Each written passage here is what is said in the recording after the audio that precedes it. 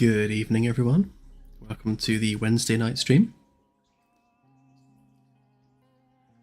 You might notice, but I have a new microphone, finally.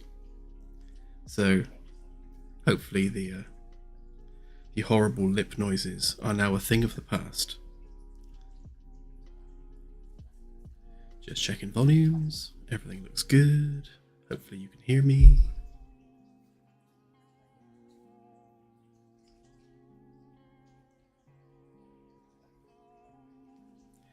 Thought I'd start off just by showing you this. For the benefit of our backers, we have set up a second Steam package for the dev builds. The store presence for that's been accepted, and we're just waiting for a review on the game build, and then that can go live. So you won't need to use the passworded branch on the demo anymore. You'll get a key for this dev build specifically. So that should make everything a lot simpler and a lot easier to manage, which is good. Yeah, and I thought I'd just do a little bit of chilled modelling tonight because it's been a hectic few days, as always. Super busy at the moment. So I thought a nice bit of relaxing modelling is just what the doctor ordered.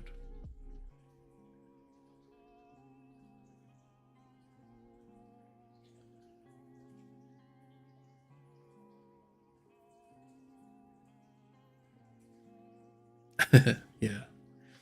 Hang on.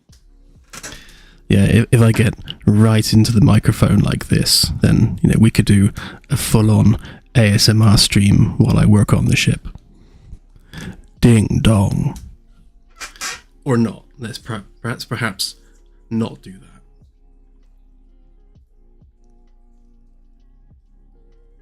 that. No, we're definitely not doing that.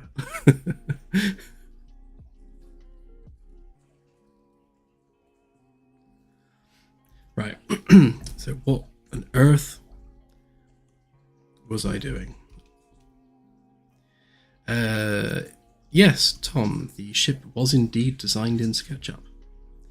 Because if you think about it, a Starship interior is essentially ArchViz work. And SketchUp is great at ArchViz and architectural design. So in some ways, it's the perfect tool. No, it doesn't produce game-ready meshes, but Unreal can finish off any asset I export from SketchUp, so that's fine.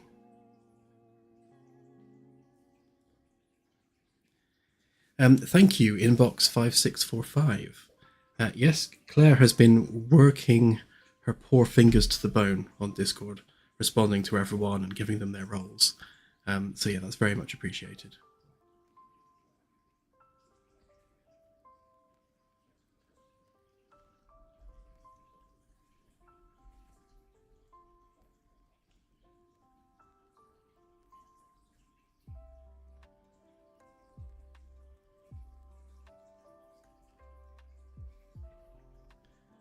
Are you not hearing the music? Hang on, let me turn it up a bit. Is that better?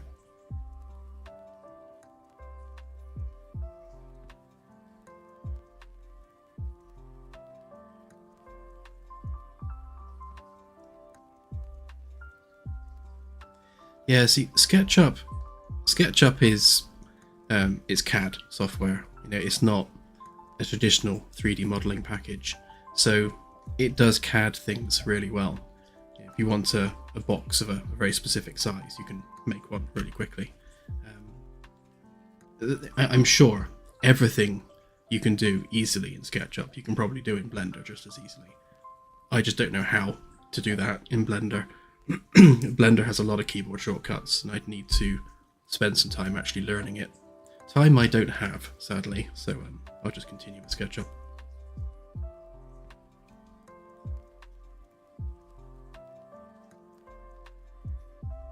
Any news on the shed? Yep, we will be building the dev shed in our back garden, which will become my office. Right now, I'm developing literally out of one end of my bedroom, which is very indie dev, obviously.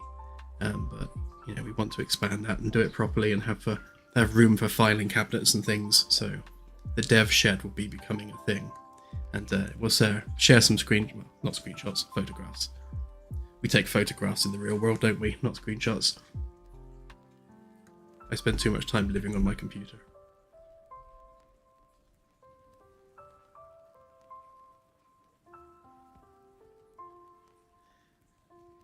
Yeah, has Kickstarter sunk in yet? No, it still hasn't sunk in yet. I'm sure it will at some point, but it's all still a bit of a sort of a waking dream.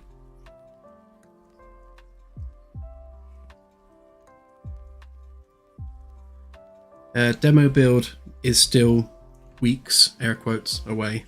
There's a lot of stuff to do. Actually, if I show you something I did yesterday.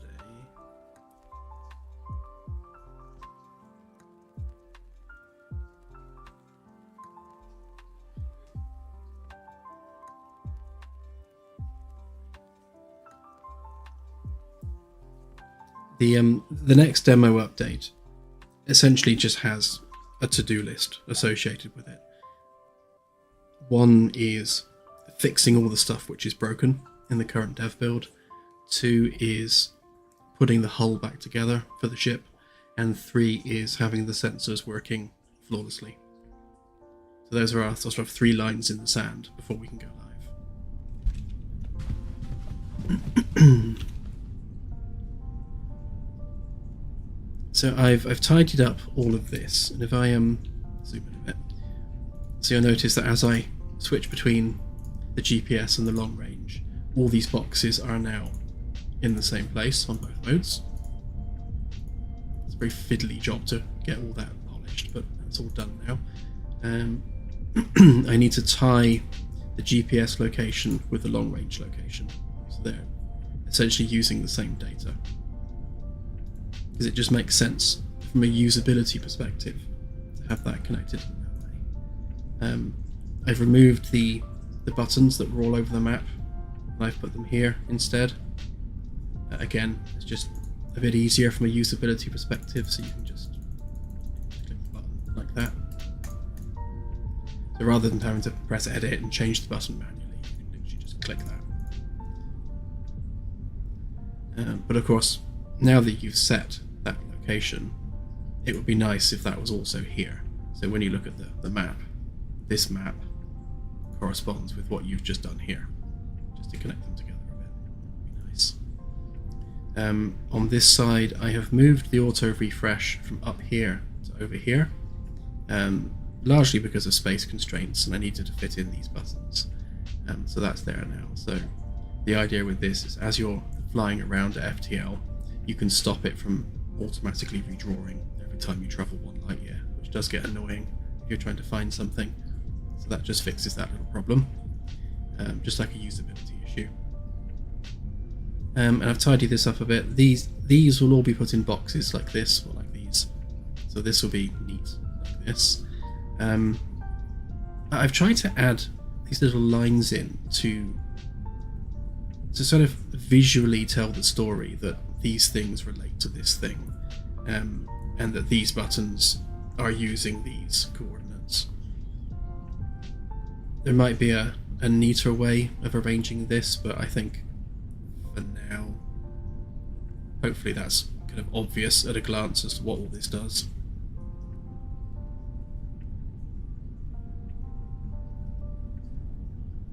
Can we use the cursor keys? Yeah, there's no reason why not, really. Obviously, you've only got 4 cursor keys, and you've got 6 buttons. So we'll have to do something. Maybe if you press edit, the cursor keys can be used to go up and down on here. Something like that. We'll find a solution to that. In the long run, every single button on every single UI needs to have a keyboard shortcut associated with it, so that if you just want to sit here and press keys on the keyboard, you can, or if you're using like Game Glass or Voice Attack, you can still access all the buttons without having to physically click on them with the mouse. Okay, yeah, and in terms of this being sort of demo ready, I need to fix the duplication of these entries. I can't. They were fine, and then they started duplicating, and I'm not quite sure why they started duplicating, but it'll be something silly. Medium range, again, just needs tidying up, so the long range and the medium range just need to be the same in terms of their layouts. We could do with some various controls over here, so whereas we've got our ability to change the focal point of the sensors for the long range and the GPS, something similar for the medium range could be needed as well. So at the very least, the ability to focus on the ship as the point of origin, or say Mars. So then you'll focus the map on Mars, which means that when you're zooming in and out, you're zooming in and out on Mars rather than the location of the ship.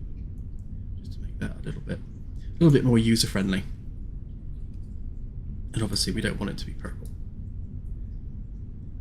So that needs doing, and again the short range has a whole bunch of work that needs doing on it still.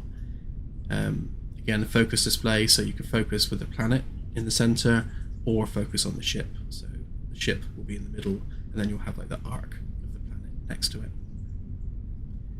So it's lots of little things really. It's just all these little polishes and usability additions. And the zoomy zoom doesn't work on the planets yet, so that needs doing. We'll have the planet work the same way as the medium range, so you'll have the orbit lines for the moons and things when you zoom in and out.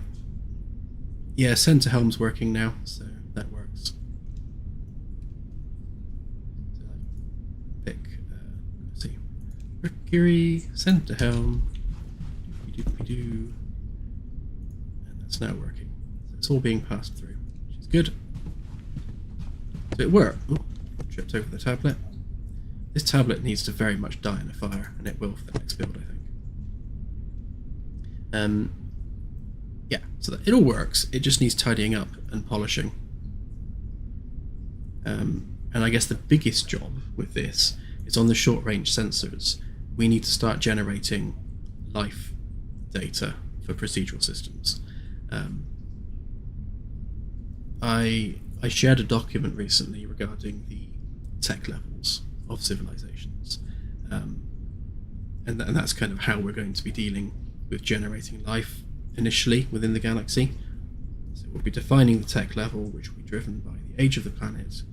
I need to have a look at the code which is generating star systems, because I think the ages don't quite add up properly, so that needs sort of looking into and tweaking.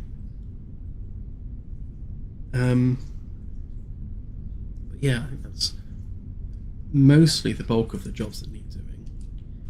And then obviously the elephant in the room is the lack of the hull. So it's not going to be a full polished hull that gets added to the demo.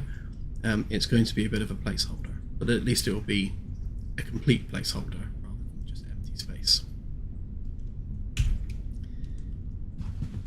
And then I suppose the only other remaining thing, the fact that teleports put me in the floor, needs fixing. And you've got things like the framework covering up windows and doors and things like these. These staircases are now offset like this because I've extended the space between the decks. It's just lots and lots of little niggly things, like having canisters stuck in the ceiling for some reason. Come on, down you come.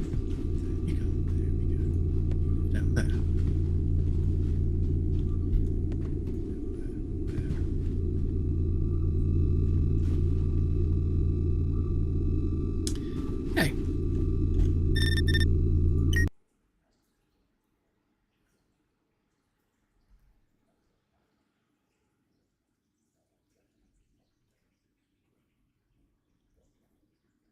Skimming chat a sec, see if I missed anything.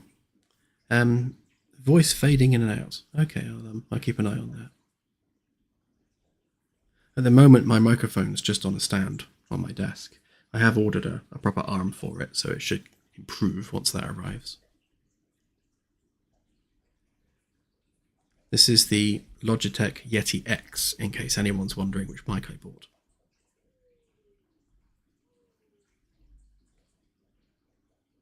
I figured, as I'm streaming twice a week, I may as well get a decent mic.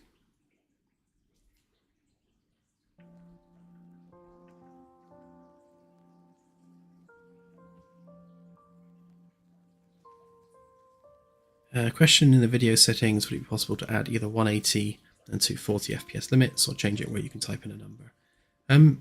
Yeah, I think typing in a number is probably the easiest way to deal with that. Then it's just open to whatever you want it to be. To add that to the very long list of to-dos that we have.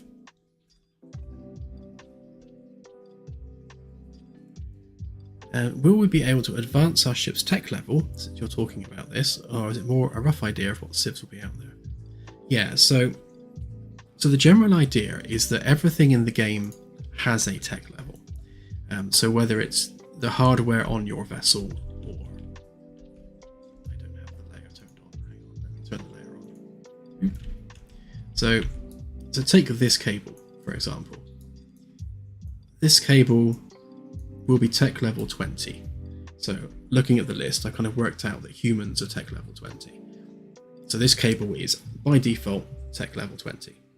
Now there are going to be minerals and resources out there with a higher tech level. So once you've researched those and increased the tech level of your science team, you'll then be able to 3D print new cables of a higher tech level, because you're now using a better material to make that cable. So you can go ahead and then replace this cable with a better one. And that mechanic is true for everything on the ship. So, you know, from distributors like this one to field coils on the FTL drive. Every single thing, if you can repair it and 3D print replacements, then you'll be able to 3D print better replacements and upgrade your ship via that.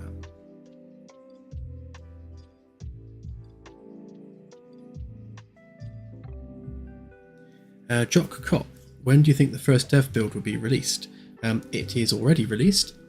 If you are on our Discord server, there's a pinned post in our development area telling you how to get hold of a dev build. If you're not on our Discord server and you have backed the game and you don't want to join Discord, then if you drop us a message on Kickstarter, then we'll be able to explain how to access that dev build on the demo. But once the new Steam package is up and running, then we won't need to use a passworded branch on the demo anymore. We'll be able to just give you a key and handle it that way. I'm going to set myself to do not disturb on Discord actually, because I'm getting pings, which means everyone in the stream is going to be checking their Discord thinking they've just got a ping. Sorry about that.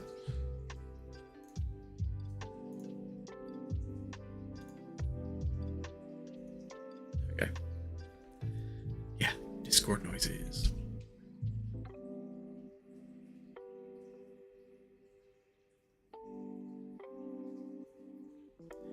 Yeah, Scotty, I think the microphone's currently set up to, I forgot the word, they used a weird word for it, but pointing at me essentially. But it's got various different modes like bidirectional and stereo and bits and pieces. The direct mode sounded best for the room that I'm in, because I'm sat next to a very noisy fish tank, which doesn't help. I wonder if I move the mic more like in front of me rather than next to me.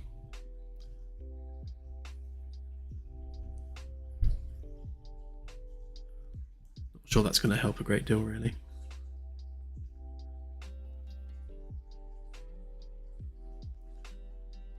Ah, there we go. So Scotty was the source of the pings.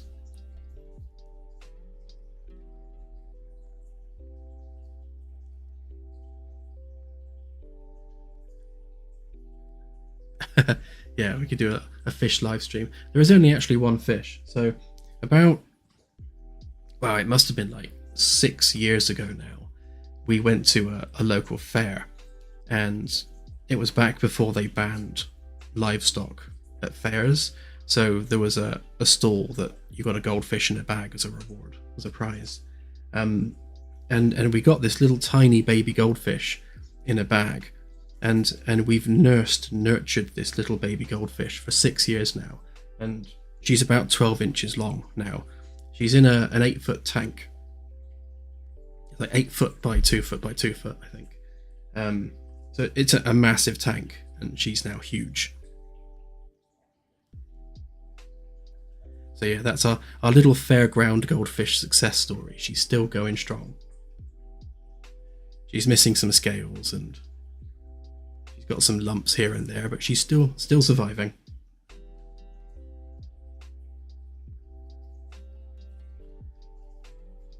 Yeah, the fish is called Jaina, and she's named after Jaina Proudmoore in World of Warcraft.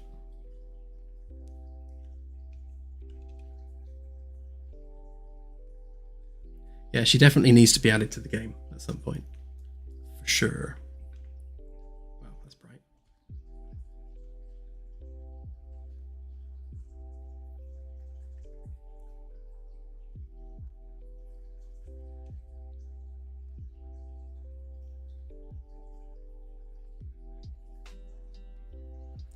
Just a couple of questions. Can you talk more about the medic gameplay? Will there be a challenge in the diagnosis or the treatment?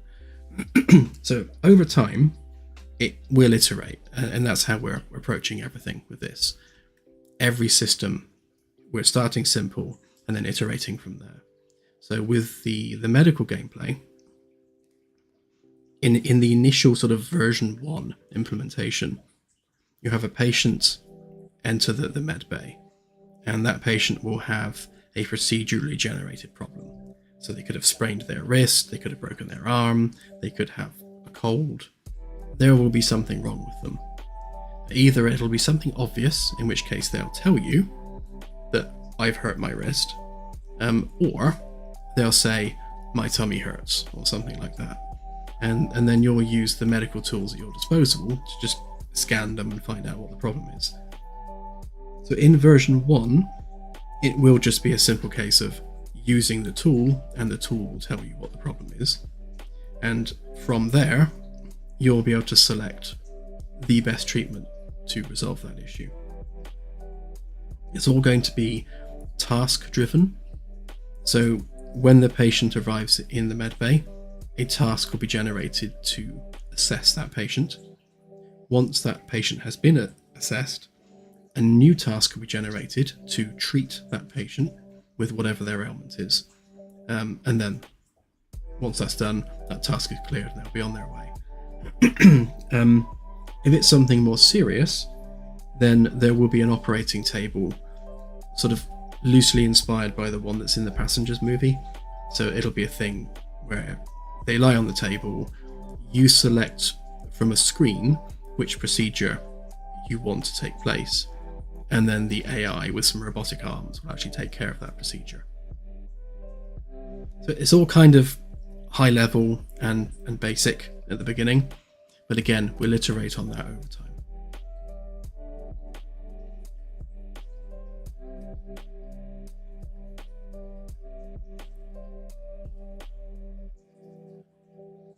So I heard we won't be able to build bases on planets as the ships are our bases. But how about being able to fabricate temporary modules for the surface which will serve as a sort of base camp?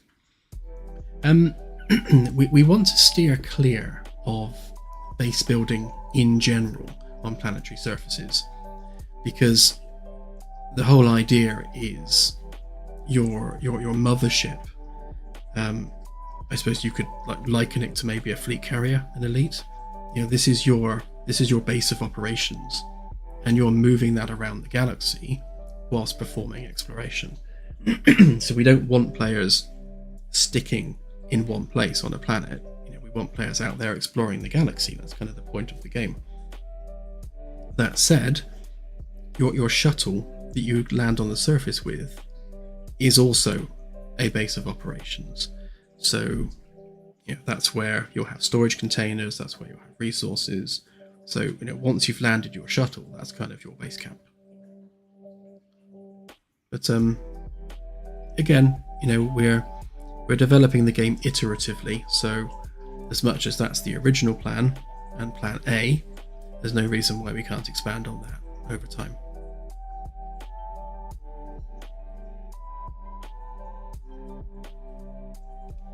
And yes, Med Bay is at the front of the ship, adjacent to the park, because I really love the idea of the ward where all the beds are, looking out over the park. I think that would be quite cool.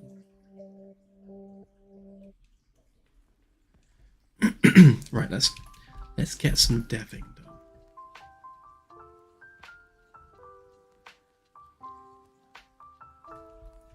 Right, so I wanted to finish off adding the floor supports. Thank you, Nigel Chan, for the €2. How will players issue orders to NPCs?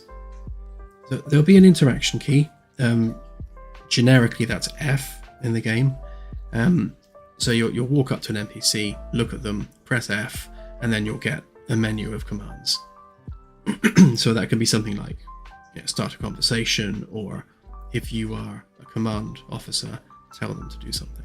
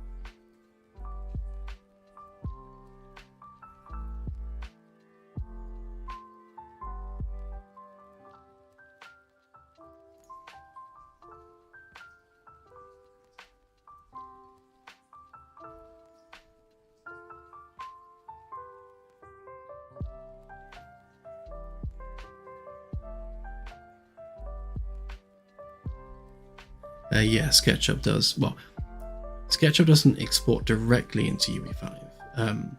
I save as an object file and then just import that into the game. But once you have exported it, it's just a case of re-importing the mesh. So you save it from here, re-import in Unreal, and it transfers across really quickly. I'll be doing that in a sec, so you'll see the process.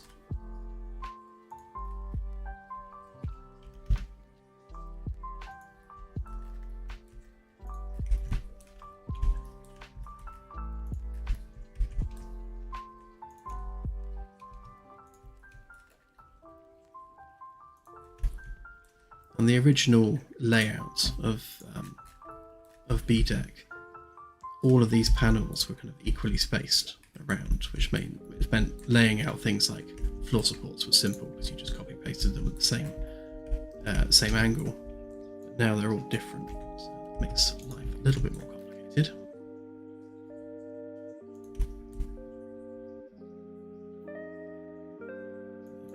Copy once, times 3.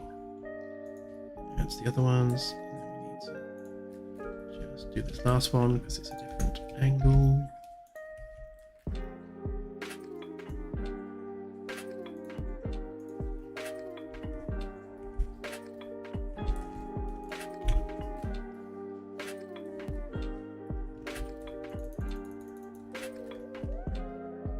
So now that I've done that, for example, is that there? All I do is I just go File, Export 3D Model, And I have all the various meshes arranged as logically as I can. But in this instance, it's ring 0 C deck sheet, which is the top of C deck. So just export that mesh.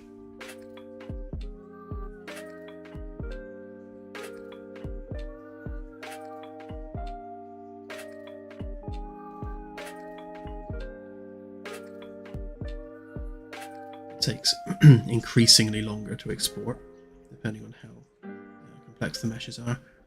So you can see here, even this simple floor mesh is 25,000 polys, which ordinarily would be a problem, except Nanite kind of takes care of the LODs of that automatically with its virtualized mesh system. So we want B deck, stick some lights on. C deck framework sheet. So this was the mesh that I was just working on. So all I need to do is open that up. And you can see here that this is the test one I was doing. Re-import that.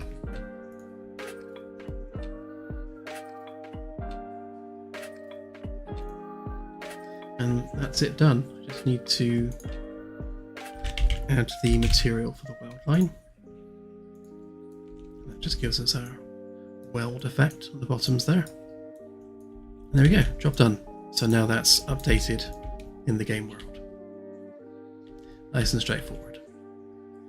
So the process of transferring meshes out of SketchUp is really straightforward.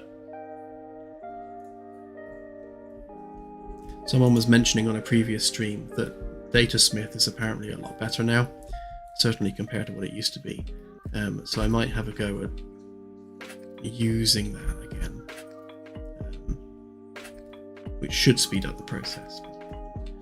I like to have manual control over things.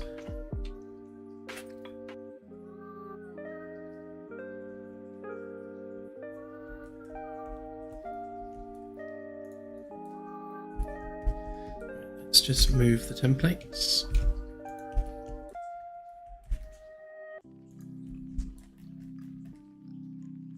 So we need to make sure we got the exact midpoint that we're after. So that's there.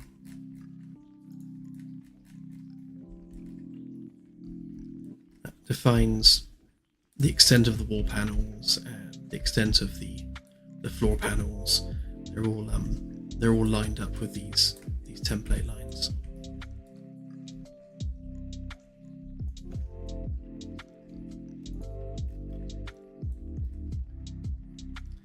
Actually, for speeding up's sake, get rid of that one. These ones should actually be all the same width. So 45 degrees times 5, I think. 6.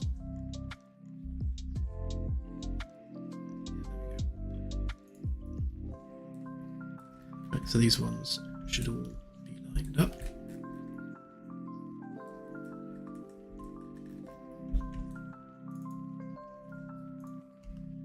Again, I can do the same with that as well.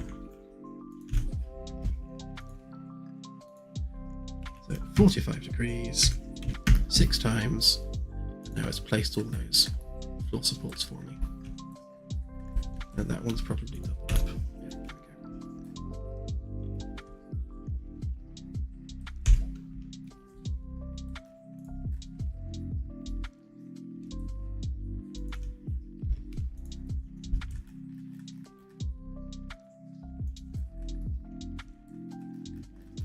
See, things like that are really quick and simple to do in SketchUp.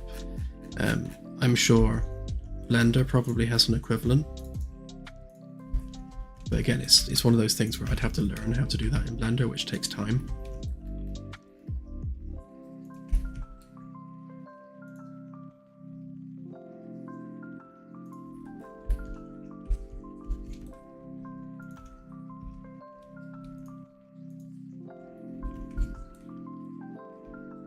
So 45 degrees times 6 times 7. And they should all be in the correct place. That one. And that one.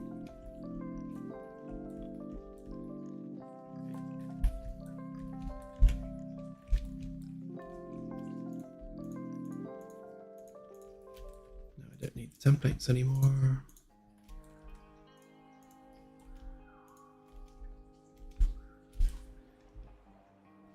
Keep that one.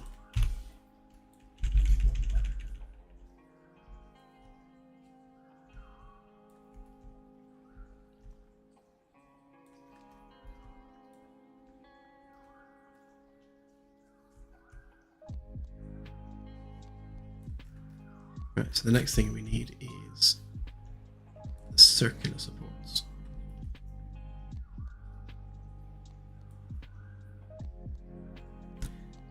Dustin, thank you for the $5. Will there be any playable space stations or trading posts? Thinking like Star Trek DS9. So around Earth, there will be a space station or two, and they'll probably get added as explorable structures when we focus on our trading expansion. I think for the base game, we'll probably have a construction yard with an explorable interior, because that's how we're launching the ship. So eventually, when you start a new game, the ship's actually going to be docked in the construction yard, and then you'll then board the ship from the construction yard, and then clear moorings and take the ship out. So that this construction yard is going to have an interior to make that possible. But when it comes to actually interacting with stations as part of the gameplay, that's going to be probably expansion 3 when we deal with the trading. Because the idea for that expansion is that you're running your own space shipping company.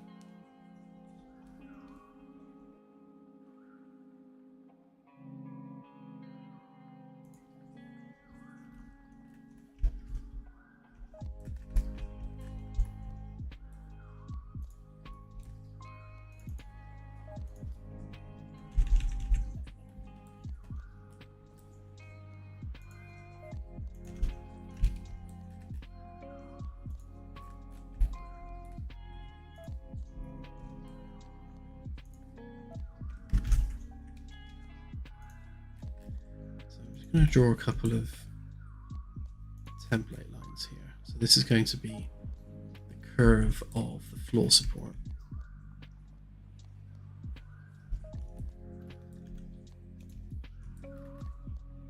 And these will align with the edges of the actual carpet itself. So where we've got the customizable floors, you've got the central piece and you've got the edge pieces. And support's going to be kind of between the two. So lore-wise, they're separate bits, but within the game, they will be one solid piece.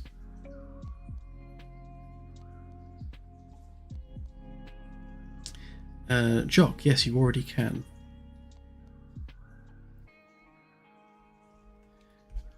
If you haven't already checked out the demo on Steam, I'd recommend you give it a whirl.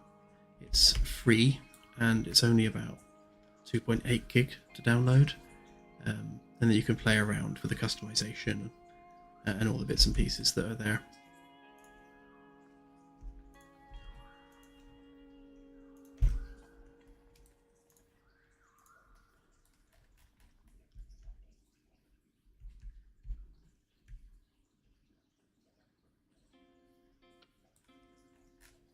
Right, so we just need to make a profile from these.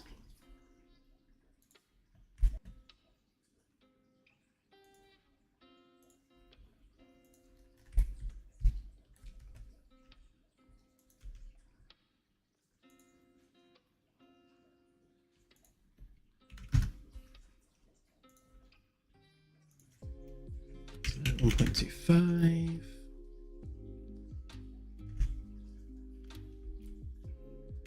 10 high.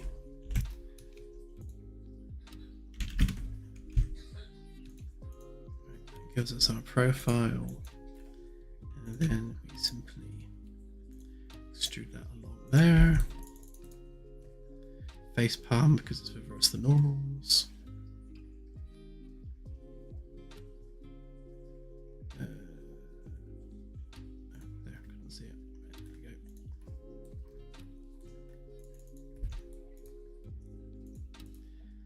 Make that a component. So with it being a component, any changes we make to this one will automatically also apply to all the copies of it.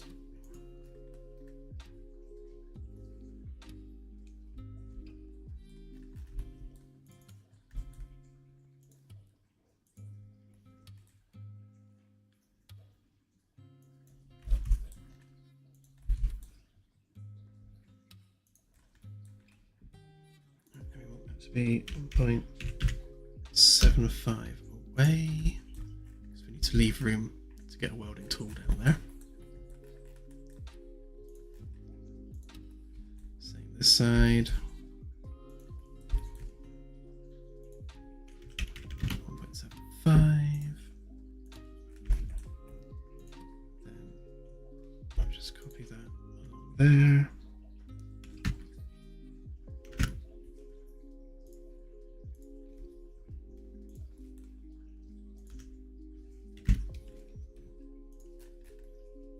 Gives us our profile. Pretty sure that was the same one I used last time. Yeah.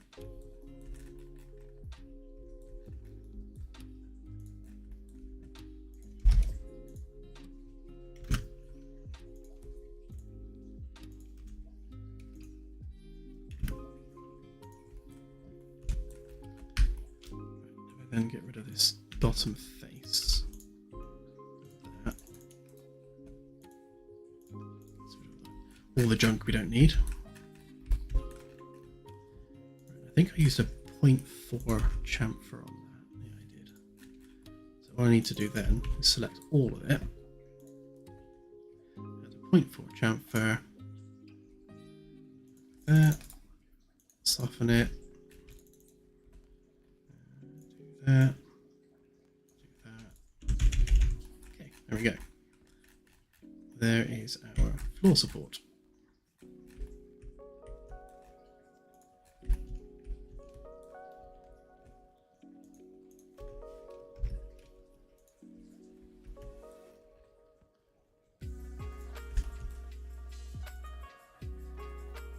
There, and we need 1, 2, 3, 4.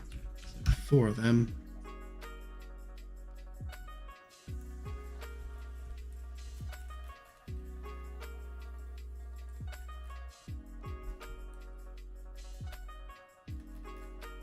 I haven't made the curve super high poly, so you can see there's a bit of jaggedy going on there.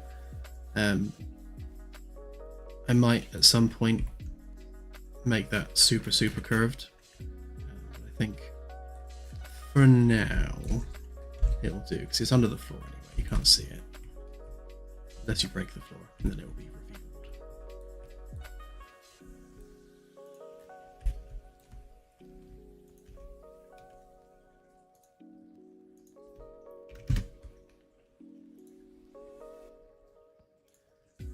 So there's 1.25, the other side, 10 across.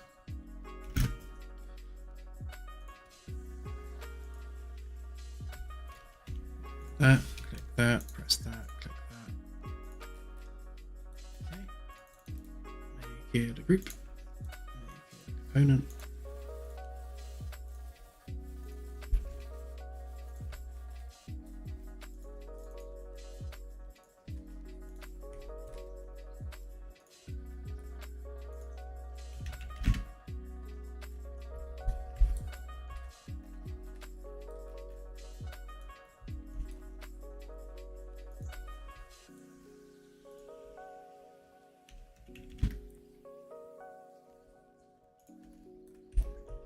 Wow, eChamp, thank you, that's an incredible comment. arrived to the stream just in the nick of time. Once again, all blessings to you and your development of this revolutionary game. All love and support. Thank you. Thank you, that means a lot.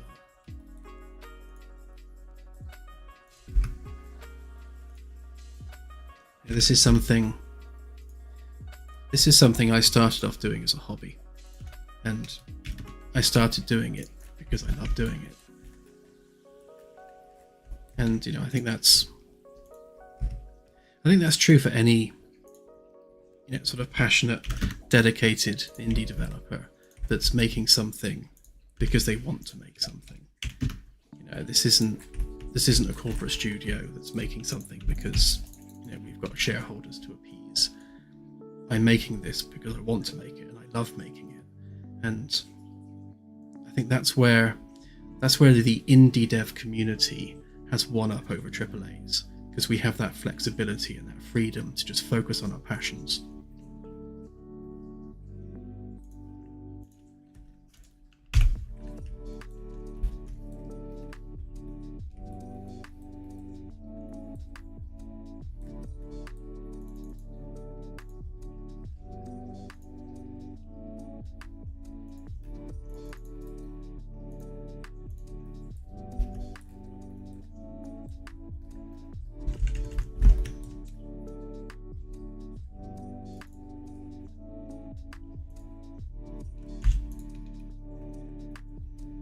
Rich, can you use the frame design in other decks of the same diameter? Yes.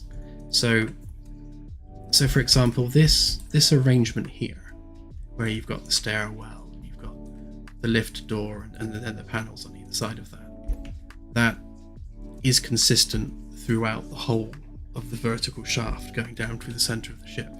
So everything I'm doing here can be happily copy pasted to all the other decks below. So you only need to do it once. It's actually one of the primary reasons I had for going with a circular ship in the very first place, because it makes the development of that ship much easier.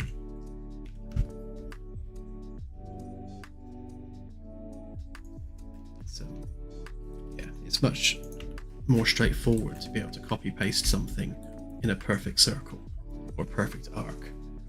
If you've got that anchor point that you can rotate things around, then it's way easier from a design perspective and much quicker. C deck, however, if I show you my pane, see this curve here is sort of a Bezier curve, which means every single segment here has an ever so slightly different curve to it, which means every single one of these is a separate wall panel, a separate mesh, and each one of those needs doing individually. So I can't just build one and copy paste it around the curve, because this curve tightens as it goes around. I've tried to mirror things as best I can. So for example, this is actually the mirror point here. So these panels are the same as these panels, sort of up to about there. But obviously the net continues along, so they're all unique. And with the vertical, the straight bits joining these together, I'm also trying to consistently have it so all these straight pieces are identical, and that's ship wide. And then the only piece of this which is unique is the corner piece. So this corner piece here is always going to change its width depending on this.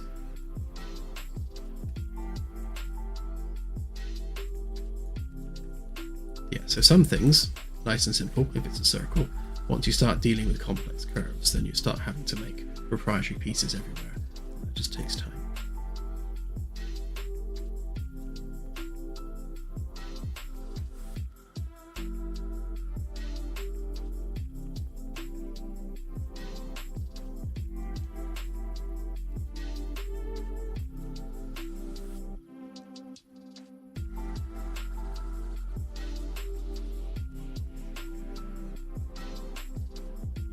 Will there be smaller starfighter type ships? Yes, there will. One of our one of our backers from Kickstarter is designing like an F-14 style fighter craft. So that's going to be quite cool.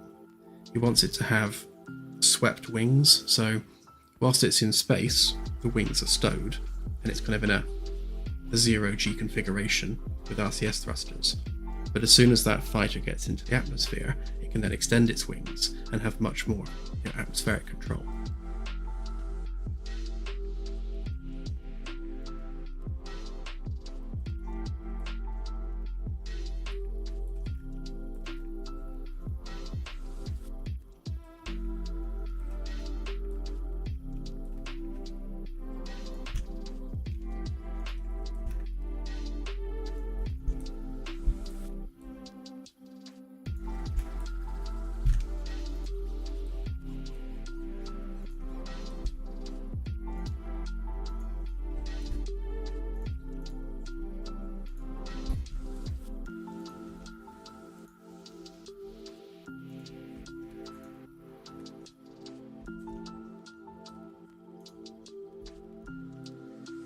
Yep, there will be land vehicles.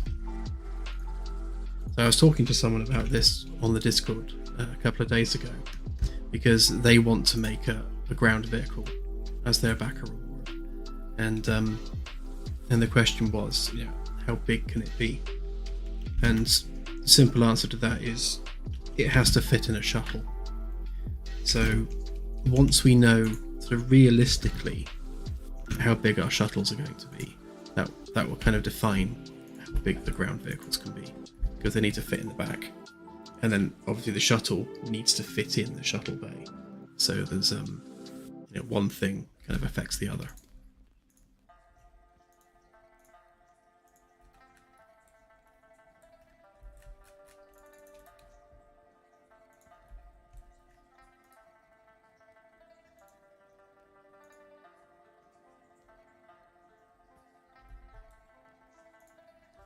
Yeah, there will be multiple different shuttles for multiple different jobs.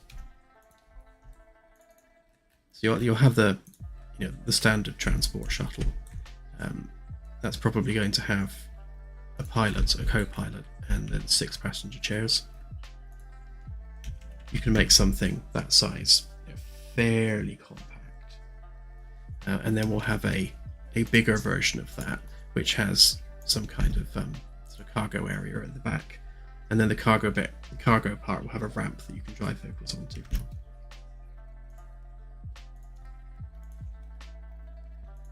You could potentially also have I suppose, a bit like the SRV in Elite Dangerous, you can have a vehicle that folds up. So you can have it so that there's an arm that comes out of the back of the shuttle and kind of picks it up, and it all folds up nicely.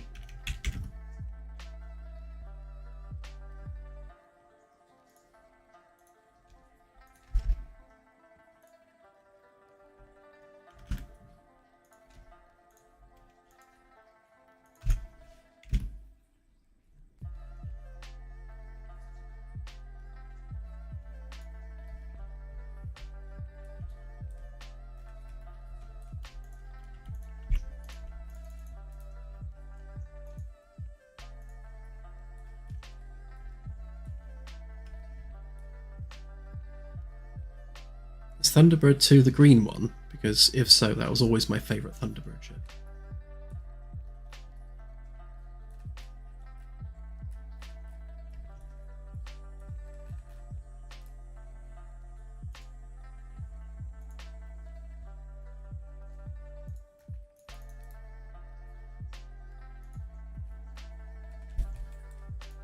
Yeah, I loved that scene from what is probably now a very old movie, where Thunderbird 2's kind of flying up the Thames in London. Yeah, I don't know what it is about Thunderbird 2, but yeah, I've always liked that design.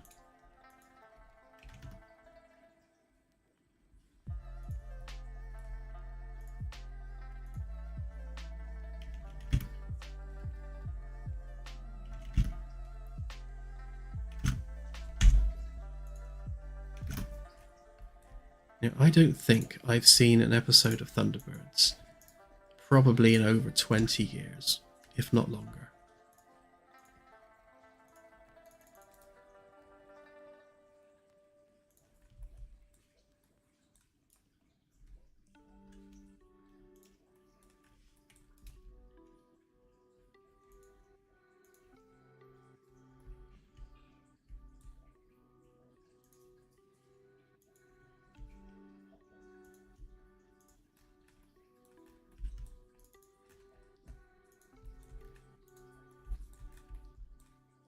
Yeah, Stingray, Captain Scarlet. God, they must be decades old these days.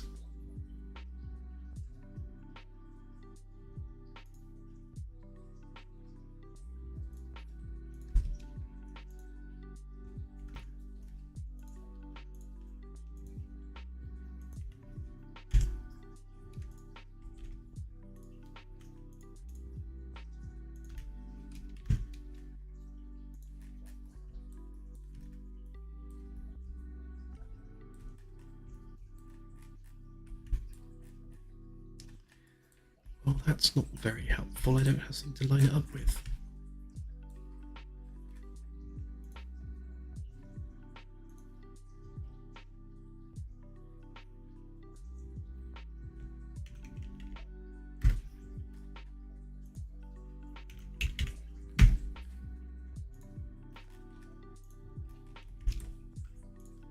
I think that was the right amount. Find out in a sec.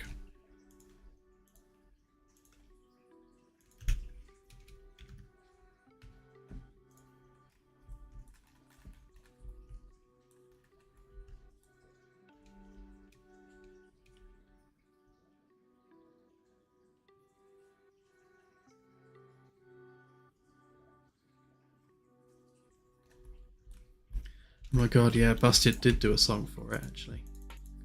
God, it's another blast from the past.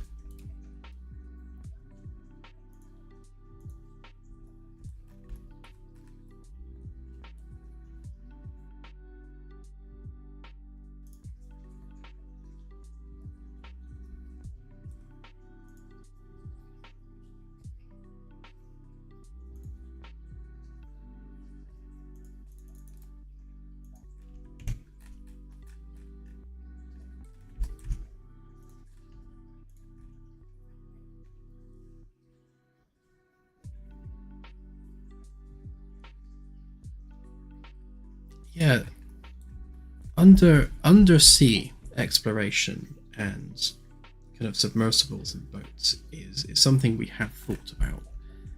And I think we'll probably go along the lines of the shuttle being that capable. So you'll be able to actually take the shuttle down under the water and explore in the shuttle as such. I'm not sure when we'll get around to undersea stuff, but I would say it's definitely something we want to do.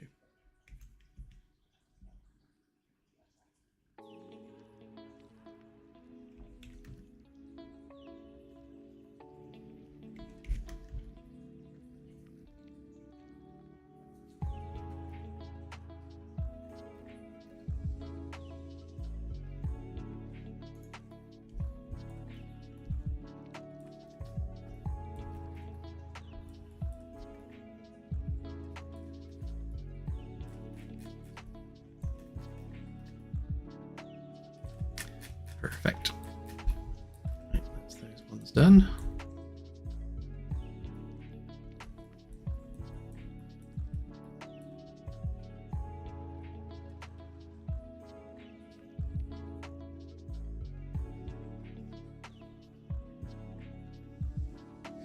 Yeah, we won't add submarines specifically to the game, but if you're generating a procedural planet, then generating a procedural ocean environment is literally no different than generating a surface environment. It's the same process, you're just using those procedural tools to plant coral instead of grass. It's same, really. So as long as the shuttle is capable of flying around under the water, then you get the same result. And yeah, obviously, space is at most 1 atmosphere of pressure, whereas oceans are hundreds of atmospheres worth of pressure. So yeah, there's a huge difference there.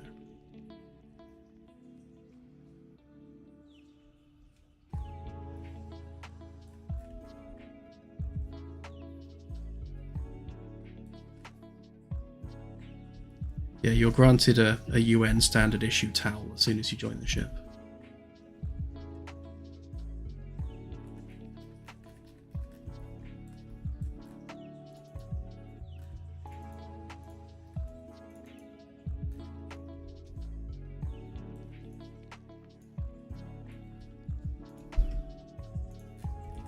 need to take a copy of this profile. We need this to do the weld line.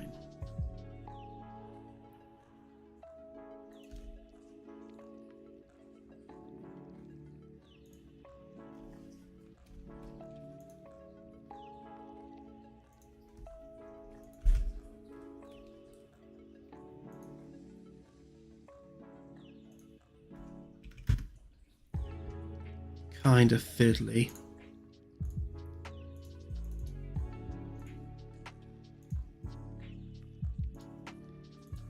That's our weld line profile. So if we grab that, go into this, actually if I paste that there a minute, make it a group, then go into there, and then we grab that edge.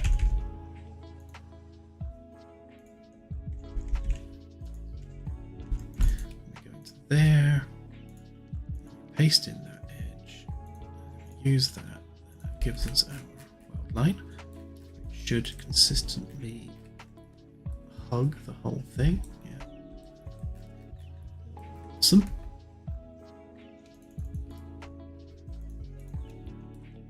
And just for ease sake, we'll just delete the faces we didn't need, and we'll make it a slightly different color. And there we go, there's our weld line.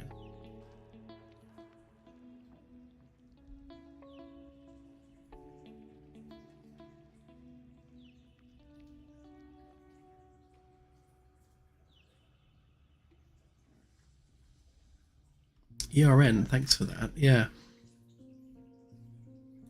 You know, I will say that all of the structural engineering I'm doing is a result of me Googling examples online of ship construction and, you know, watching videos of people dismantling, you know, real world megaships and things, which, you know, has turned into a bit of a fascination with mine, actually. But obviously that, you know, you get a good feel for how ships are put together when you watch them being taken apart. So yeah, any thoughts, comments, or advice you might have on the approach I'm taking is always very welcomed.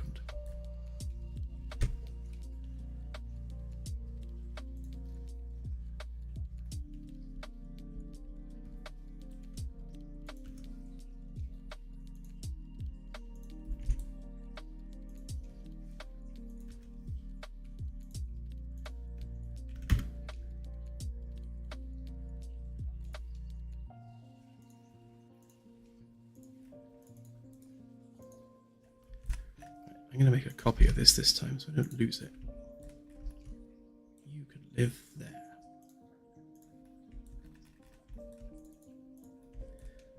Okay, same process before. Take a copy of that edge.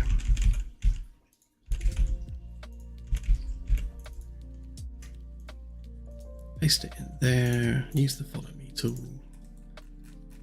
Make sure that went around the whole thing. Yeah. All good.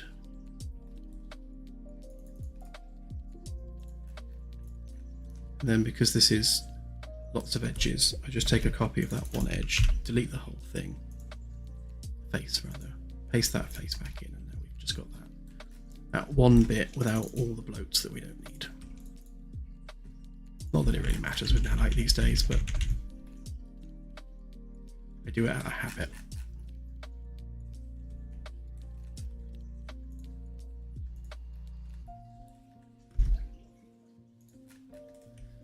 Take a copy of that one, stick that there, copy it again, park it there,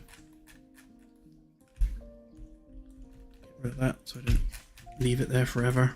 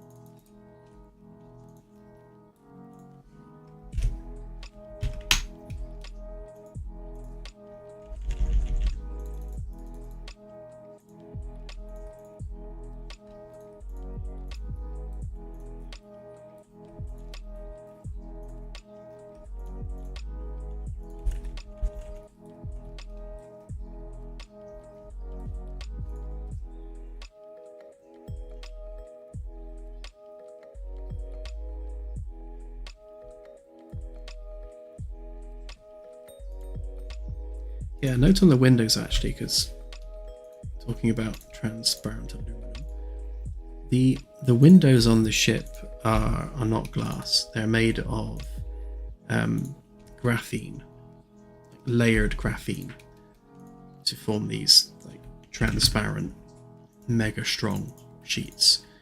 And sort of lore-wise within the game, they are very expensive and very time-consuming to manufacture. And once you've made them, you can't like drill into them or weld them, or really you can't work with the material once you've formed a transparent sheet out of it. So they're no good for construction material. So whilst they are tremendously strong, far stronger than the actual hull of the ship itself, they're not very usable as a practical building material, which answers the question, if they're that strong, why don't you build the whole ship out of it? Because it's not practical to do so, is the answer.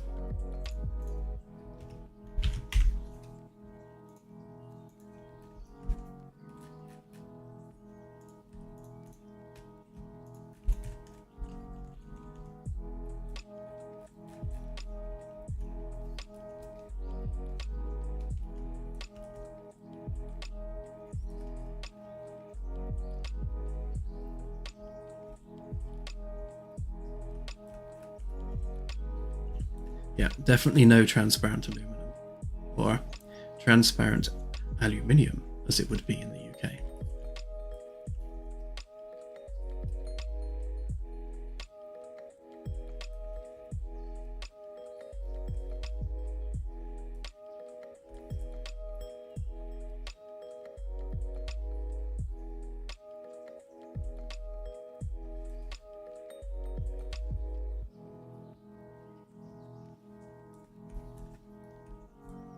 Yeah, the beauty of a material like graphene is it's essentially pure carbon.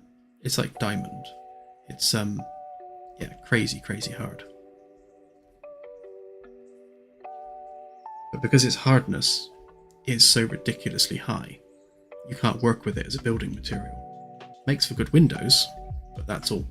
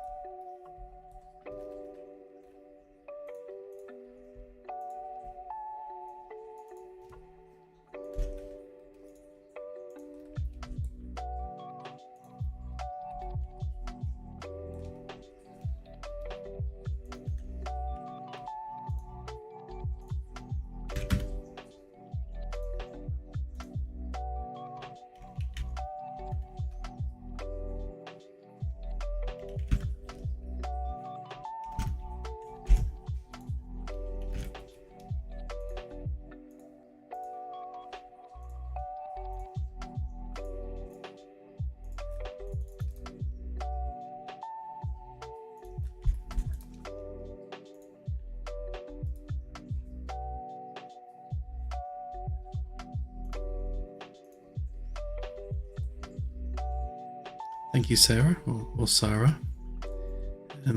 Much respect for working for the NHS. We all have a huge amount of respect for NHS employees here in the UK.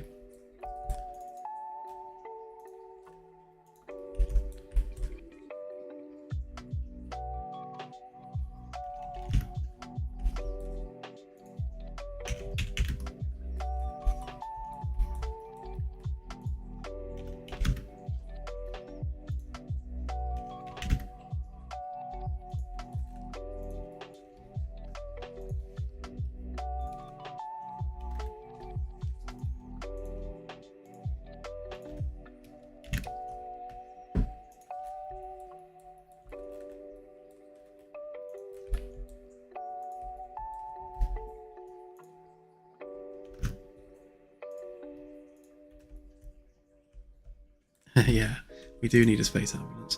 I'm sure we'll have dedicated medical cruisers at some point. I think it's inevitable.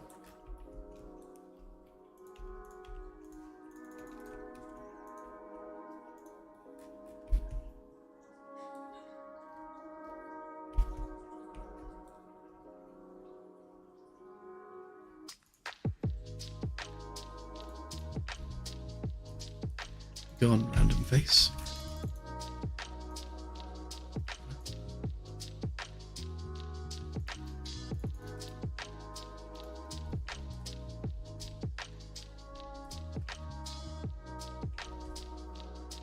Anyone familiar with SketchUp probably realizes that everything I'm doing is plugins. Like the ability to chamfer edges like this en masse isn't a native SketchUp feature. I bought a lot of plugins over the years for SketchUp.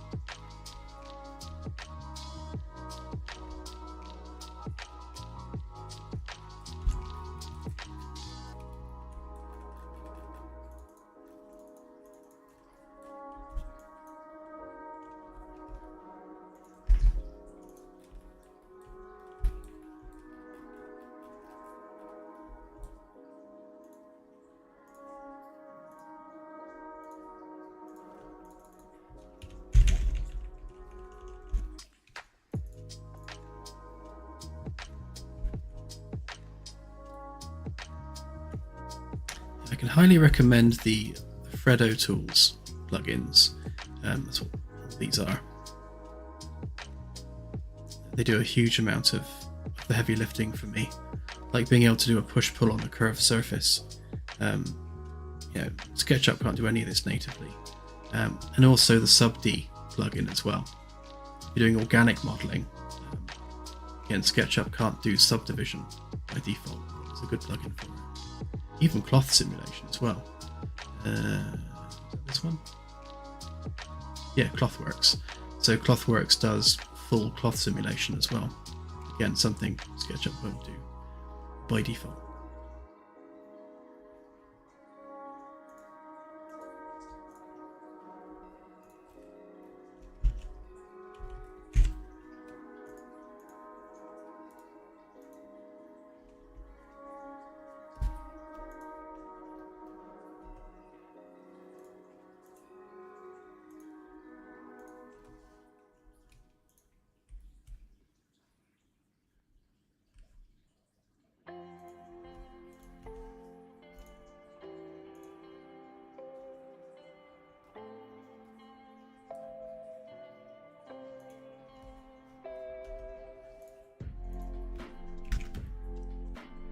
You might notice actually I'm struggling with the near clip plane here.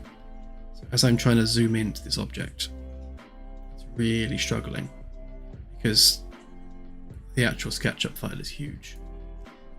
So size wise that is 0.75 centimeters, that's 750 millimeters, 75 millimeters across there. No, 7.5. What am I talking about? Yeah, but objects of that scale, when you've got the entire ship like all the way out to like all the way over there, the wider your model is, the more SketchUp struggles with the near clip plane. It can be quite an annoyance.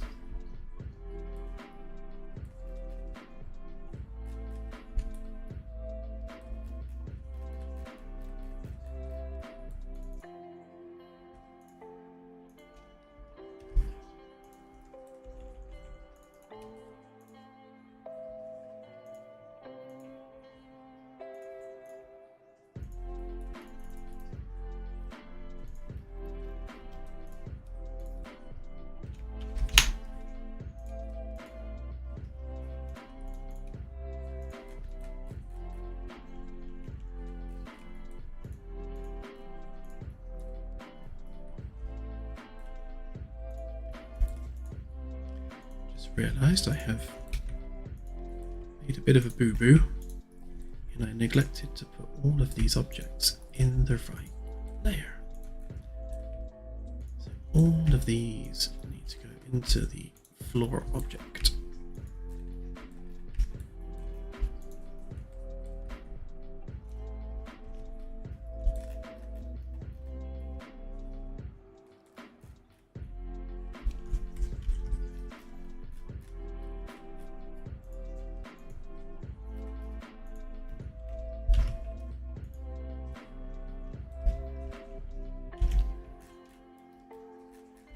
And just to add insult to injury, I didn't add them in there as well. Brilliant.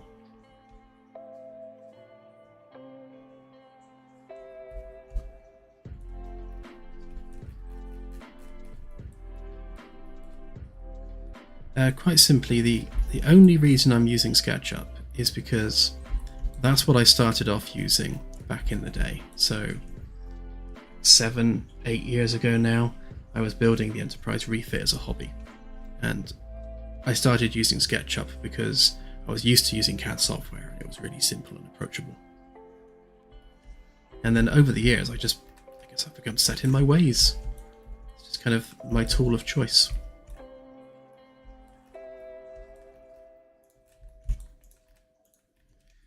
Let me stick that on that layer. There we go. That's sorted. Yeah, there's SketchUp doesn't handle high complexity, high poly models particularly well, in my experience, and Blender can do that far more efficiently. But I found every time I've gone to use Blender, I've been able to accomplish the same job like 10 times quicker in SketchUp. And I think that's probably more to do with the fact I'm just used to using SketchUp over Blender. Again, Blender's got quite a high learning curve when it comes to remembering all the keyboard shortcuts. It's quite keyboard shortcut heavy. So it's I've got Blender installed. It's there ready to be used. It's just, personally for me, I get things done quicker in SketchUp, and I'm sure that if I was to learn the ins and outs of Blender, then I'd probably end up in the long run getting more done more quickly with Blender. It's just, again, I'd have to take time out of my schedule to actually learn that, and I just don't have that time spare right now.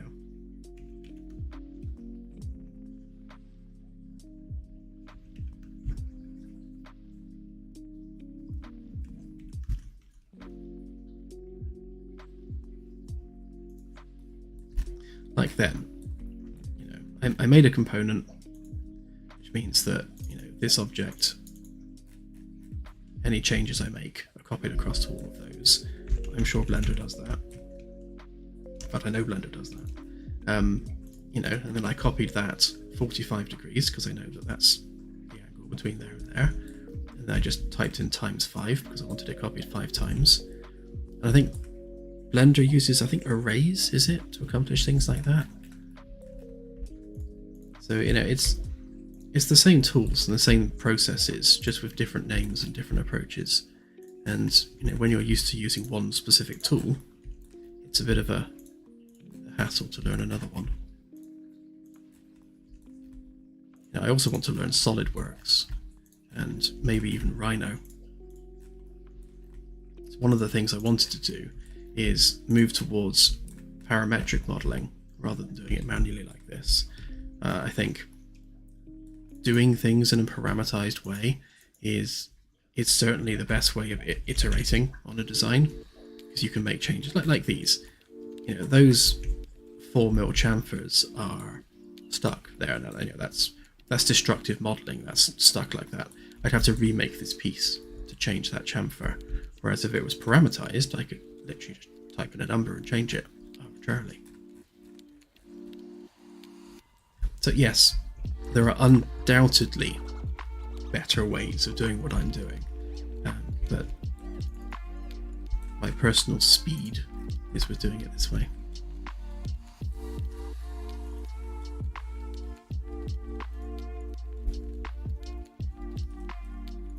I think I'm reasonably satisfied with that edge. I think I like what I did. So, which means these two edges here are going to have a larger chamfer on them.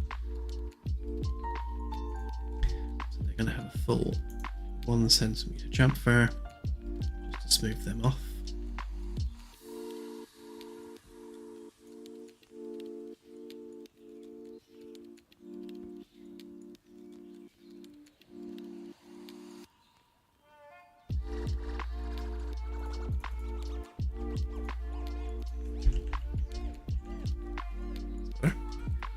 Nice soft edges. So the idea with this is that the actual base sheet is one solid piece, or at least a few single sheets that are welded together, and they're shaped on a jig of some kind. Whereas these support pieces, they're literally just welded on after the fact.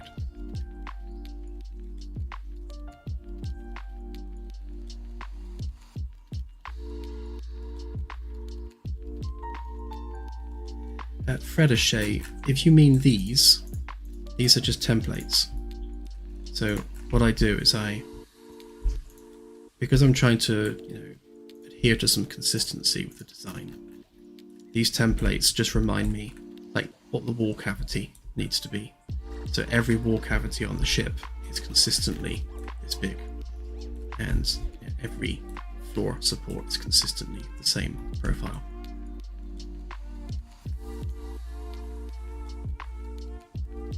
But yeah, these are just templates, so they're not there for reals. Right, if I export that now.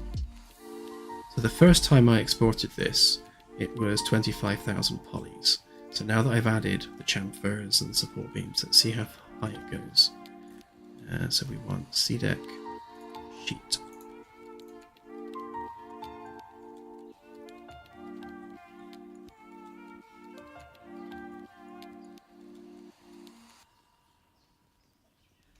Yeah, we will have space cocktails, definitely. There will be a drinks machine in the game.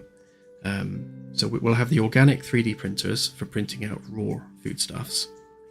We won't be printing out like fully hot, ready to eat meals. We'll be printing out raw materials like potatoes and carrots. But there'll also be a drinks machine where you can just select your drink on the screen and it will do the blend internally and spit it out into a glass for you.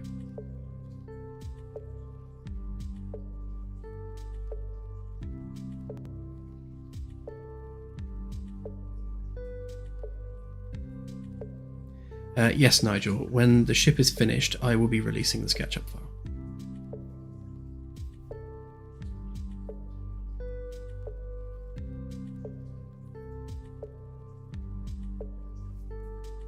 There we go.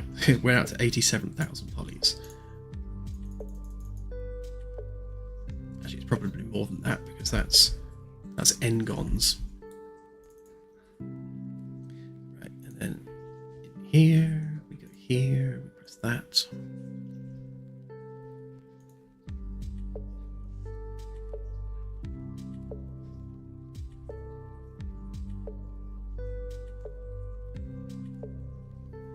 Yeah, 142k.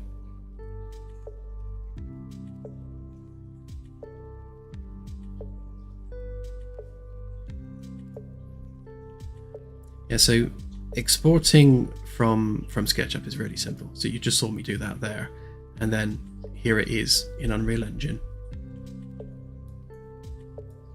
I just do them at the materials and texturing and UVs and everything in Unreal. You'll notice there's a bit of a crease line there, and that's because SketchUp has terrible UV face normals.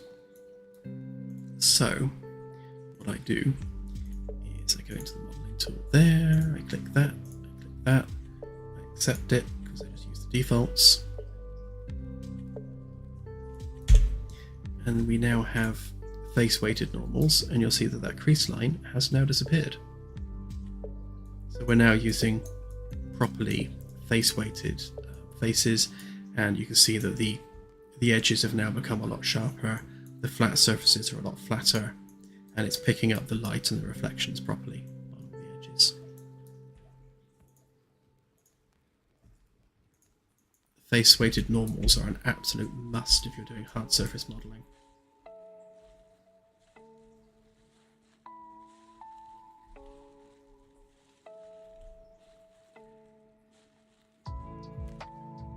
Yeah, there will definitely be blueprints for the ship once it's finished.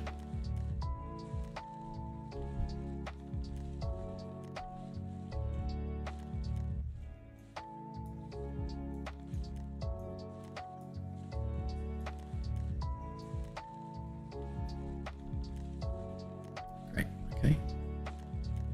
So one other thing needs adding here. So it's kind of half added there where you've got a bit of a weld line down the middle. So there needs to be a weld line through the center of all of these, because obviously this, in terms of the ship's construction when it's being built, this is a separate, so that, and the lid are a separate physical piece. Sorry, no they're not, I'm talking nonsense. That and that are a separate physical piece, which is then welded on to this ceiling plate from the floor below. That was as clear as mud. So yes, the top of the deck below, which is this, so this is the sheet metal capping the deck below, and then this and its associated lid are then welded on to the top of the deck below to form what is then a corridor.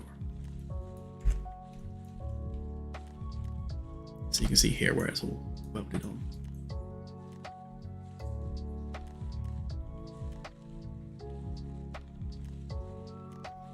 The challenge with this is this bit. So for mechanics reasons, everything has to be segmented so we can handle things like fire spread and air quality and pressure and all that sort of stuff. So it all needs to be segmented cleanly. So I just need to figure out how I'm including this alcove in that design.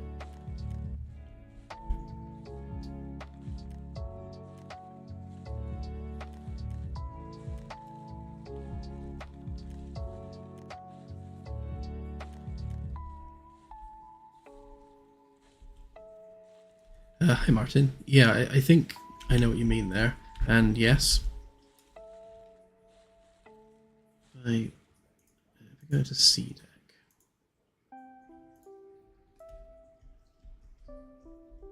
if you mean here, then yeah, so these panels are all like one single piece. And these will be the bits that are destructible. So you'll be able to smash this up and smash that up. And when these floor panels are, again, segmented, you'll be able to smash them up too.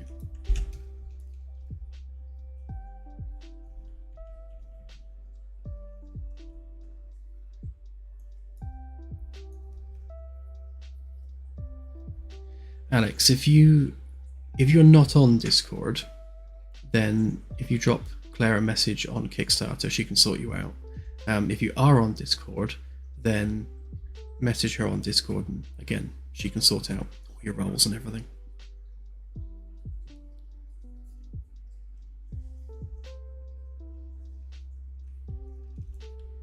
Yeah, so these wall panels are very much kind of version 1.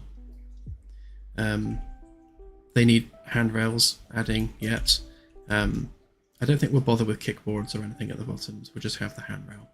But they also need access panels, sort of cutting into them for getting to things behind.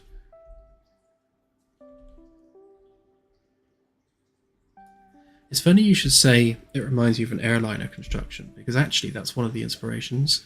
I was looking at some videos from Boeing, and they were showing the constructions of like 747s and things. And you've got these white panels, and then behind them you've got like insulation material and all the wires and things, and these panels are just kind of like popped on top of them. So yeah, it's very much that. And again, of course, we're there with the floor underneath as well.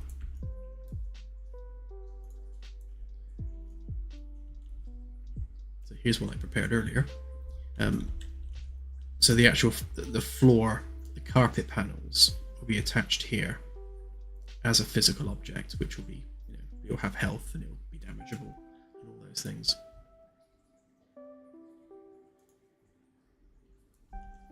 Obviously, now that I have more accurately done all the measurements and everything, things like these panels need to be adjusted, because as you can see, they're now betwixt two.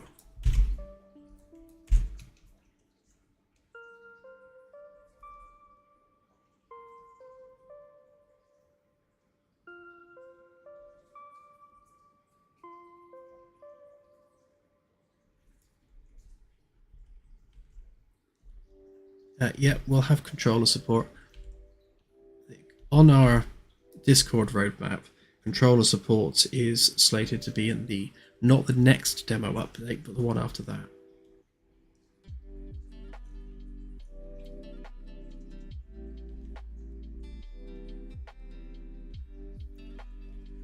The artificial gravity on the ship is generated by a series of field coils underneath the hull.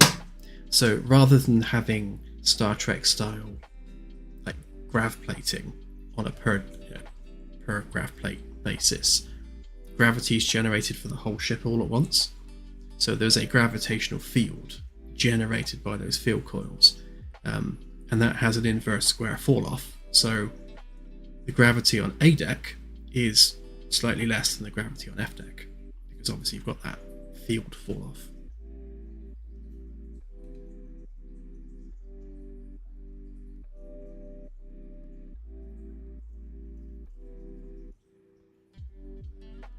Yeah, the deck crew will be responsible for cleaning the floors and things. I demonstrated this on a previous stream, but I'll demonstrate it again just for demonstration's sake. So if we take our carpet material, which I now can't find,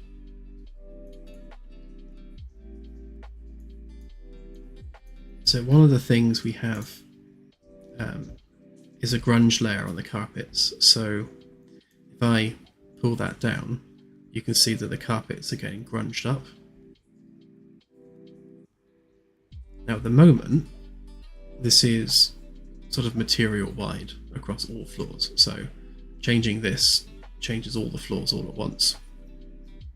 But using mesh attributes, so custom data points on individual meshes, you can have the material react just to that mesh's individual data points, which means that this grunge value can be mesh specific without increasing draw calls or anything, which means that like this floor panel here, for example, could be really dirty, whereas the one next to it isn't.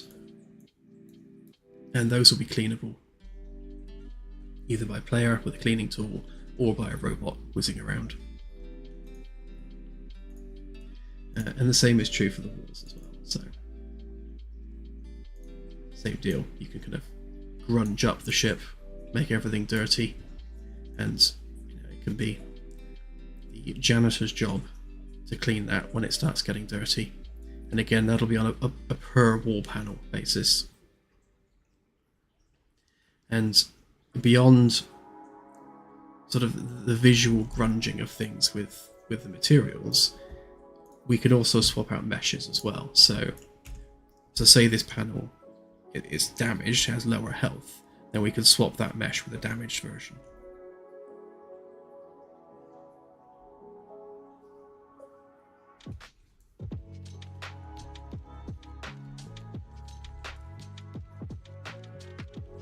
Yeah, the ship will have a self-destruct, and we're probably going to do that with 2 chemicals which, when combined, form an explosive.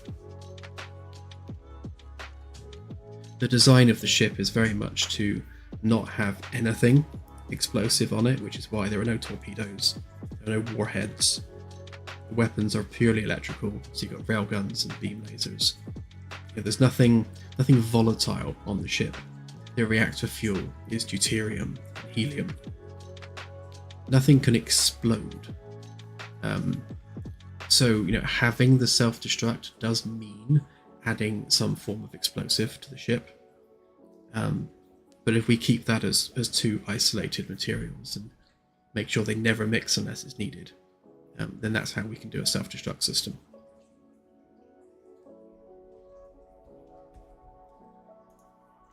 The data center, which is this room here, will be where all the server hardware is. So every ship system will have a server module associated with it, which takes care of data handling and all that sort of stuff.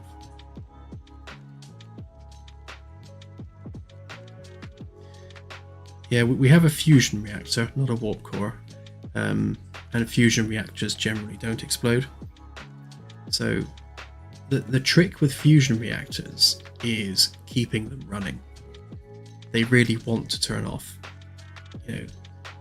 Plasma formation really doesn't want to be confined. And the moment any of the parameters are off with a fusion reactor, they just stop working. It takes a lot of effort and a lot of energy to create the temperatures and the conditions for fusion within the reactor. So they naturally don't want to be in that state. So it's nigh on impossible to make a fusion reactor explode as such. They can have hard shutdowns, and they can take damage from hard shutdowns, but they don't necessarily just explode.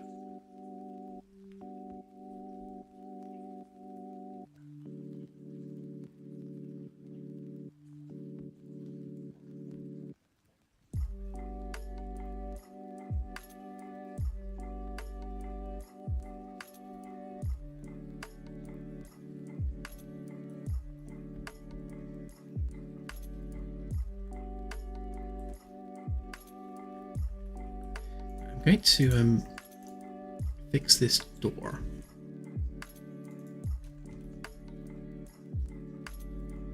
One of the things I was laboring over is whether or not to make this straight, because do I have an example? Yeah, so on here, for example, the actual door frame is a straight edge.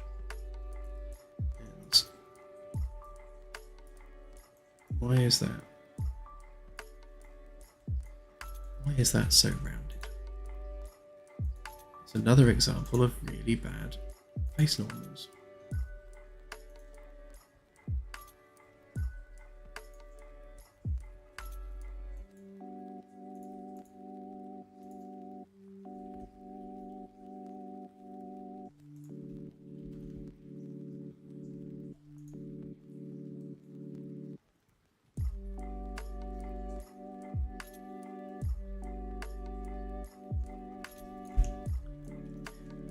Better.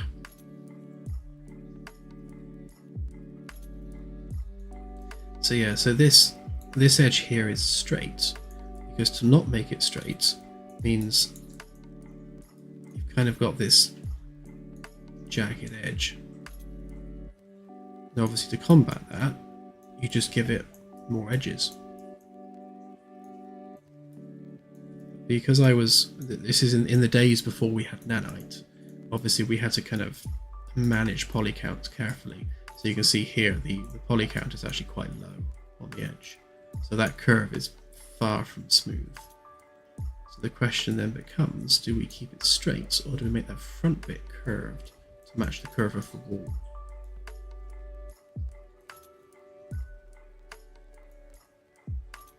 I think I'm going to try and go with a curved approach, because that does simplify the design somewhat. Which means we need to get rid of that, and that. So it's a guideline.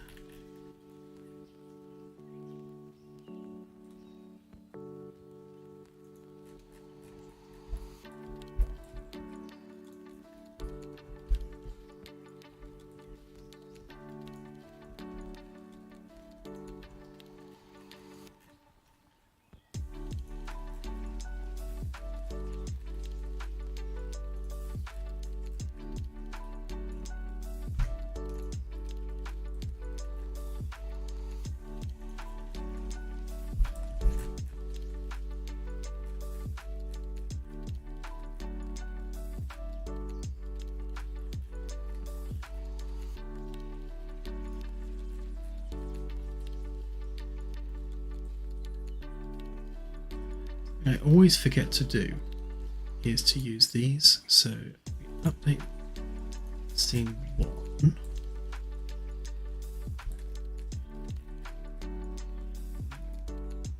Update scene 2.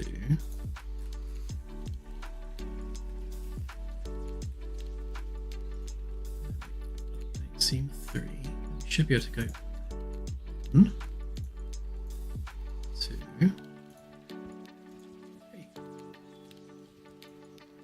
Always forget to do that, and it does make life easier.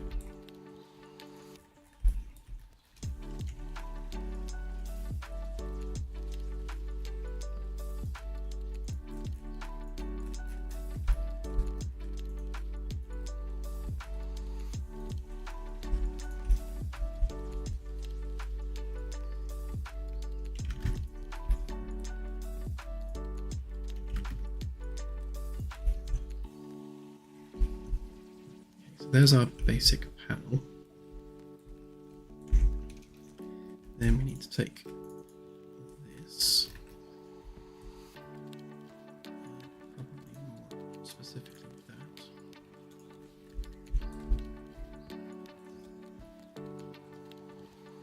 You're not curved, so you'll do.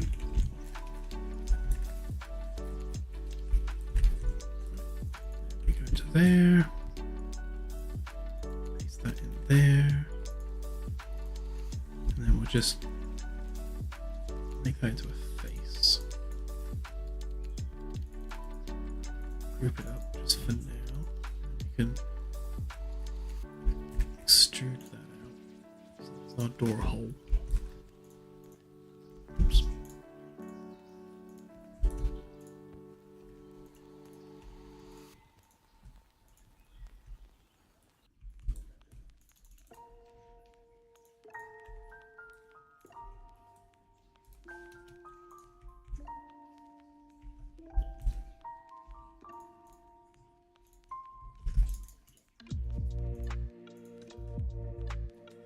So if we just explode that, actually no, we won't explode that yet because we need to create the tunnel, as it were, that you have to walk through. So we'll extrude that by 1 inch. Get rid of the bits we don't need.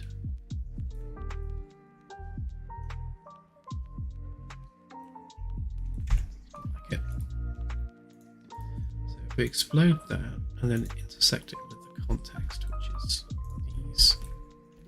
We should now be able to just delete that bit and then delete that bit.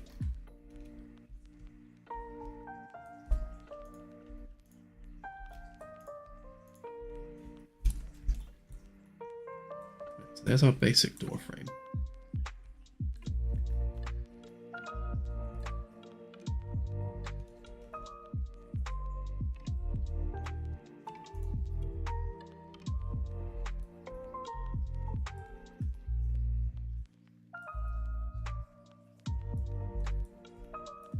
Wondering why that's all the way up there.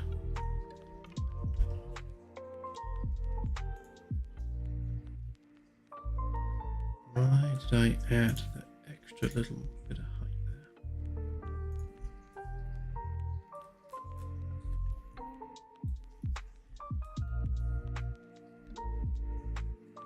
I shall figure that out at some point.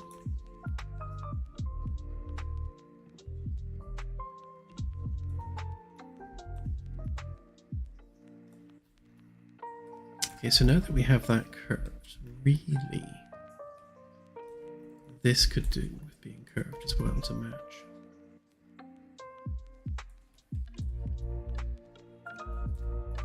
Because this is the lift shaft itself, and that can quite happily just be curved as well. Because the lift doors are also going to be curved, and they're going to slide around.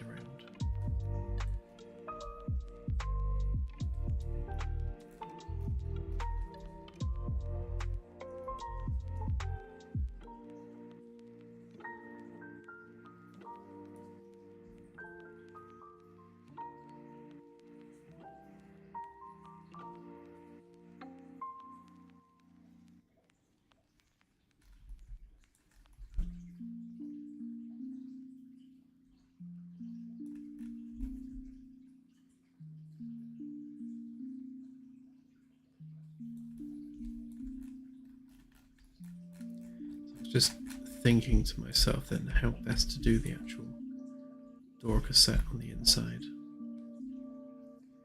What we ideally need to do is chop this in half.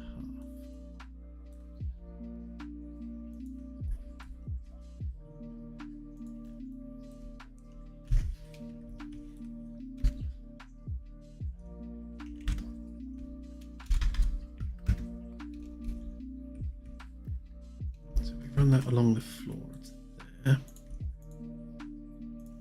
Gives us a cut plane.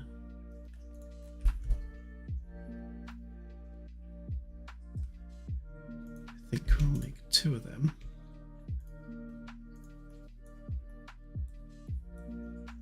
Reverse that one.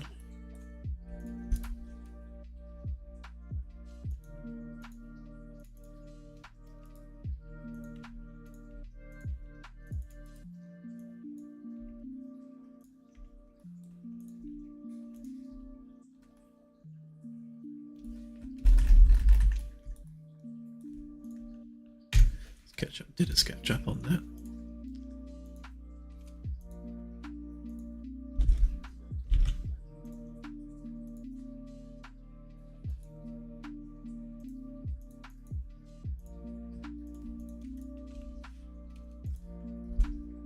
Come on, you can do it. There we go.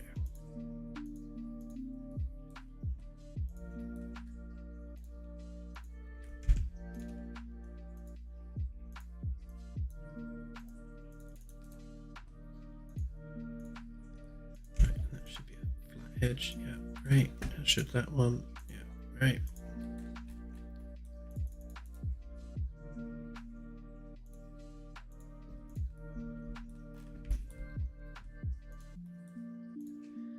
So that gives us our gap for actually putting in the door cassette itself.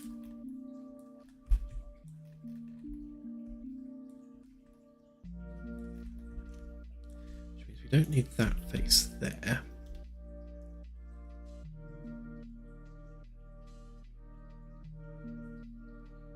Technically, we don't need that face there.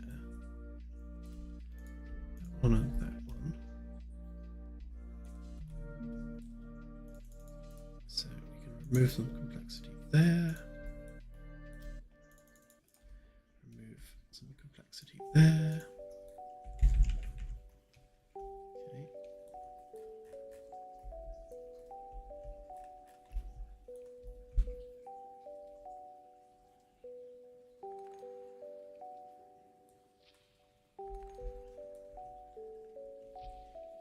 Astronomy Live, yes. So the idea of it being room scale is you're literally there. So I've got a valve index here, for example. So I want to be able to use the actual finger controls, the finger tracking within the game. So when I extend a digit to poke one of the control panels, I want that action to be registered one-to-one within the game world.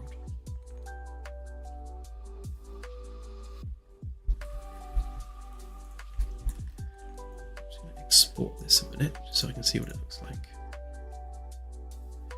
So this one is ring 0. It's B deck.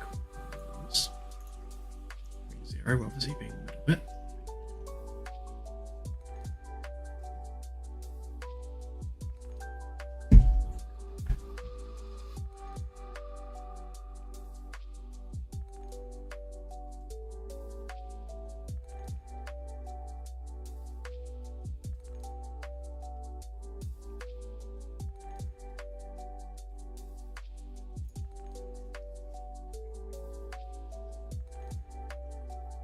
Console support is something we'll be looking at much further down the line, so probably post early access. So our priority right now is getting that early access done and polished. Once we're in early access, we can then start looking at alternative platforms and things.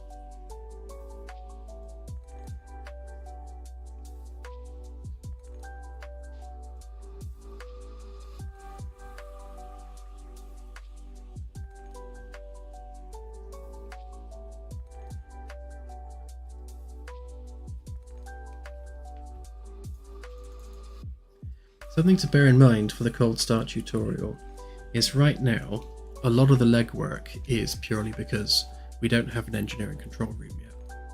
Once we have that engineering control room, you'll be able to do a lot of those tasks remotely.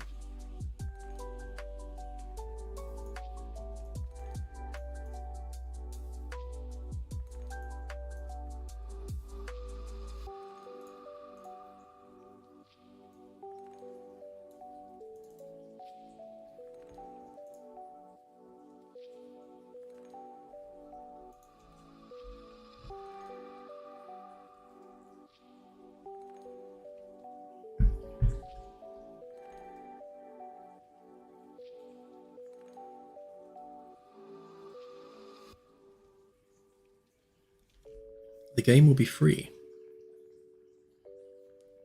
It will have no price. Although, that said, the expansions will have a box price, as will any additional ships that we decide to sell.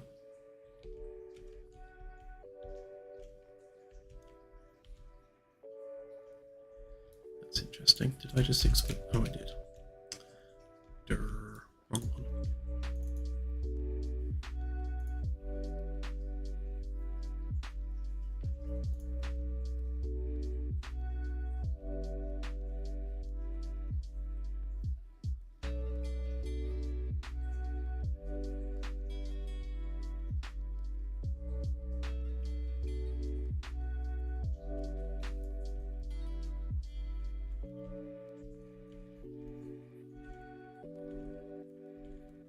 Yeah, the game will have combat.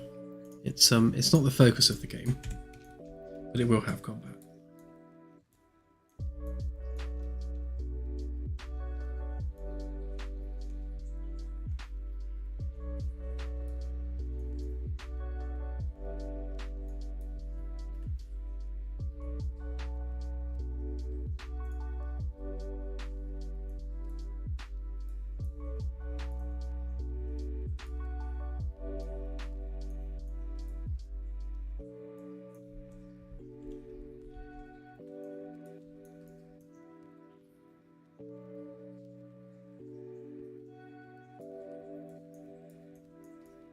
Yeah, I think I'm happy for that to stay curved. I might go and increase the face count so it's a smoother curve. Yeah, it's fine curved.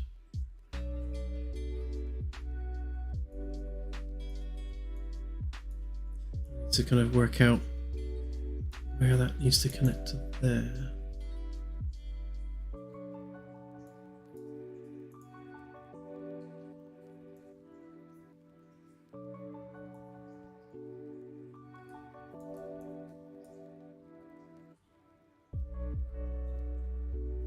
Not a lot of room to play with on that side there. I suppose this is the problem with having it curved actually, because the actual door itself is straight. It means you've got this pinched bit here, which means this bit's going to be quite fat, and you've got a pinched bit here.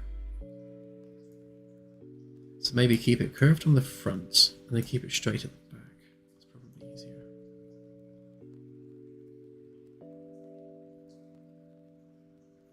Yeah, that's what I'm gonna do. Curved at the front, straight at the back, and then that will line up better in the long run. So one of the other things I kind of wanted to get my head around is that, again, because in the old version we were doing a simple sharp chamfer like that, just to give some edge highlights. The question is, do we do a rounded edge, or do we keep that wedge shape?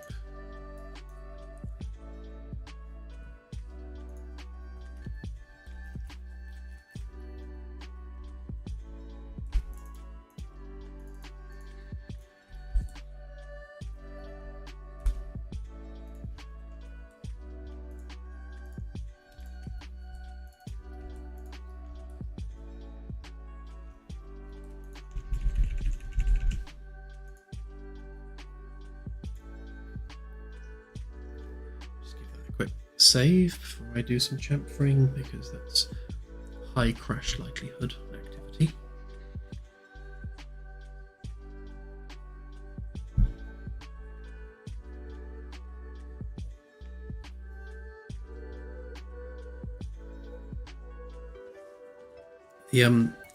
The current ship that's in the demo is being completely replaced. What you see there is not what the ship's actually going to look like.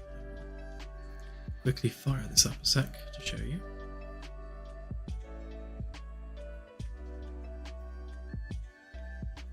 So what you see here on the loading screen, that's kind of like the original design we came up with for the Magellan. And then that got adjusted slightly to be more of a kind of teardrop shape, or the toilet seat, as some people have kindly referred to it as. It does quite strongly resemble a toilet seat, to be fair. But the new one, I'm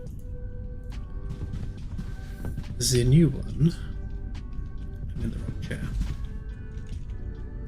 Yeah, it's going to have a ring around it. So, frustratingly, I can't show you the full design. But the centerpiece is staying the same, so the bridge dome and everything is as it was.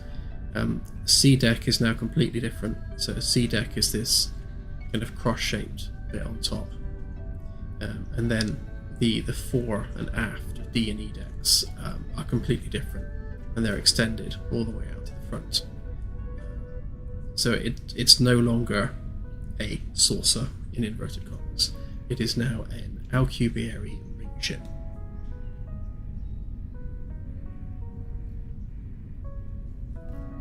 So this bit here, where C deck is, obviously it's going to have windows through it, and it's going to have a black paint job. So we're kind of going very sort of NASA core black and white with the external hull painting.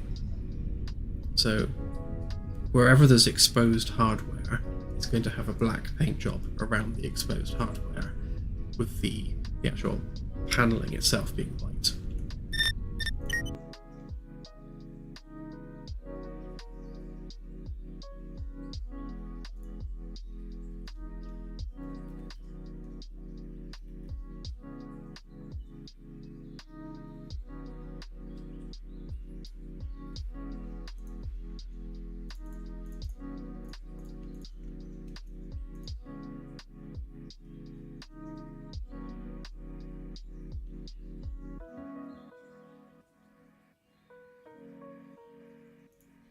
So what if I just go with a 0.5 centimeter chamfer like that?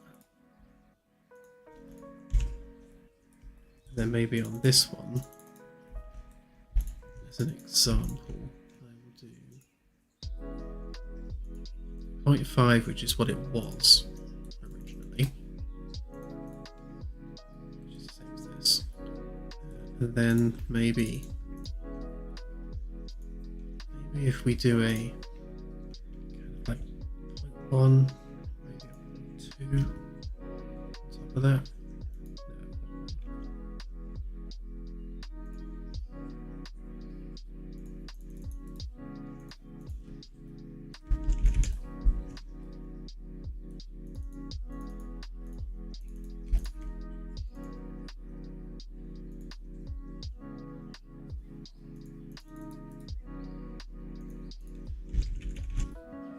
So the difference is either a rounded edge or that kind of softened wedge shape. At a glance, I prefer the softened wedge, but let's see how it looks in game.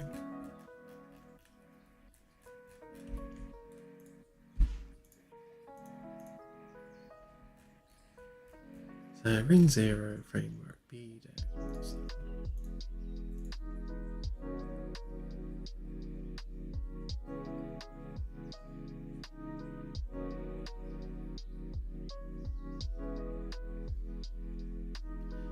The ship's got 200 crew.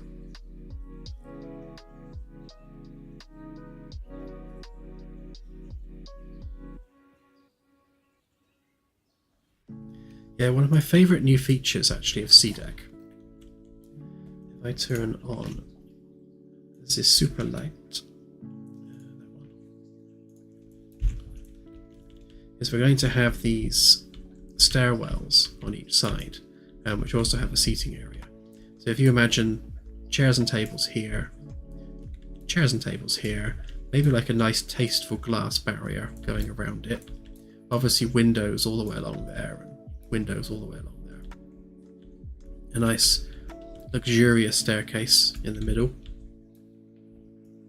The jury is still out on whether or not I have a lift or a planter going up the middle of that, but we'll see. And then with the big ceiling window, so that's going to be a kind of a semi-domed ceiling window on top.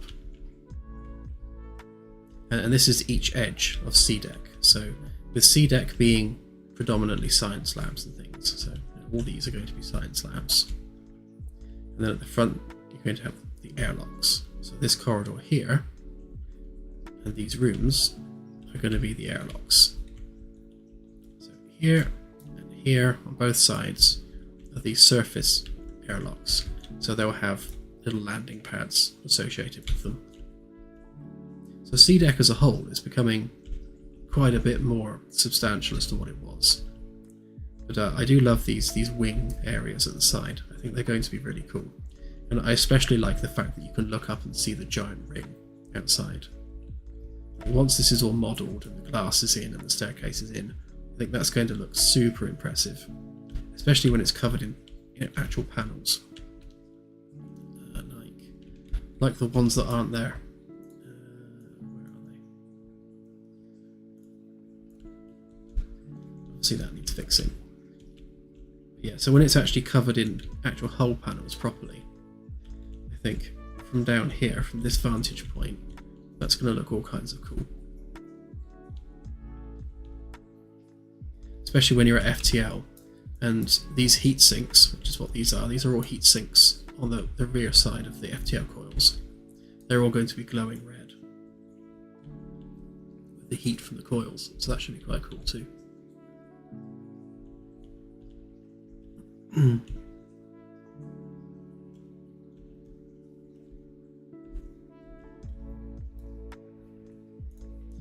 Should have exported now.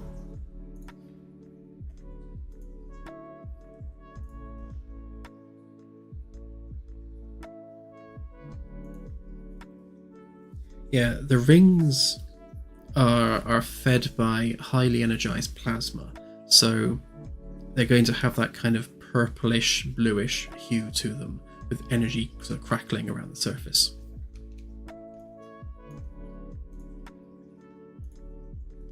Let's just fix the faces on that.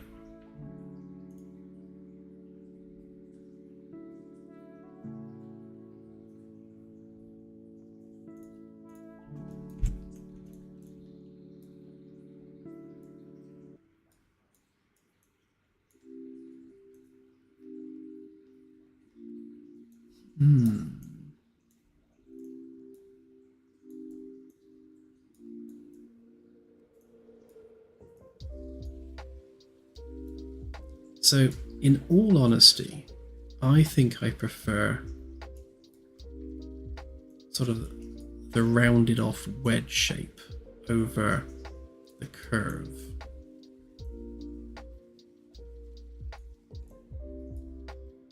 This is as nice and soft as that curve is. It is a bit basic, whereas this has got a bit more complexity to it. This is like twice as many polygons, but I prefer that. And it keeps it consistent with the old version, which looks horrendous now.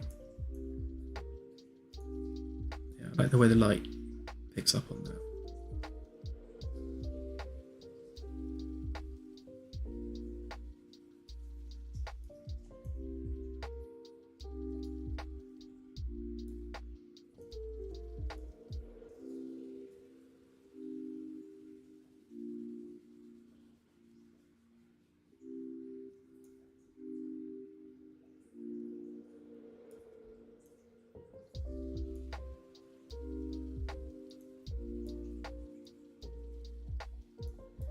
So is a curved edge called a fillet? I've never actually referred to it as that before. I just call them curved edges because I'm a simple being.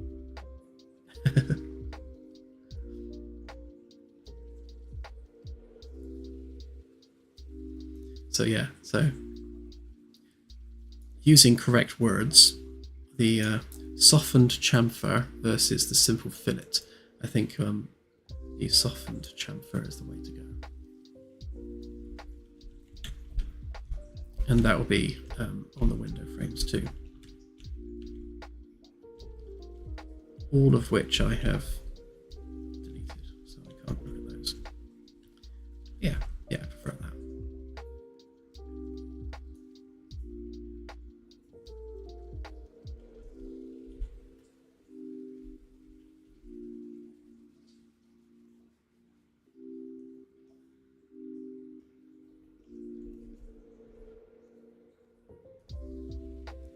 Yeah, Fredichet, absolutely. I mean, for everything I do on the game. So let's take this lift for example, and that's an interesting thing, you know, because obviously in the US you call them elevators, and in the UK we call them lifts, and yet Star Trek, being a US show, calls them lifts. I've always found that weird. But yeah, it's just a bog standard uppy downy lift. But yes, as with all things, I will research the operation of lifts in detail when I come to implement it, and you know, the control panel for selecting your floor and the control panel out here for calling the lift, it will be running a proper lift simulation. So you know, if you press call here and then someone down here presses call a second afterwards, it will go here first and then it will go down here. And I know, because I'm sad and I've researched this already, there are actual lift simulation websites where you can write your own lift serving code to try and do the most efficient algorithm for serving the most passengers in the shortest period of time. But I think that's kind of beyond the scope of our lift. So our lift is simply just going to be a queue system. So every time you press the call button, it adds it to the queue, and it will just go up and down as needed.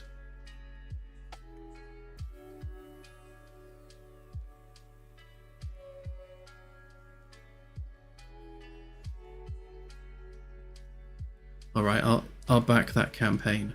The campaign for removing the word elevator.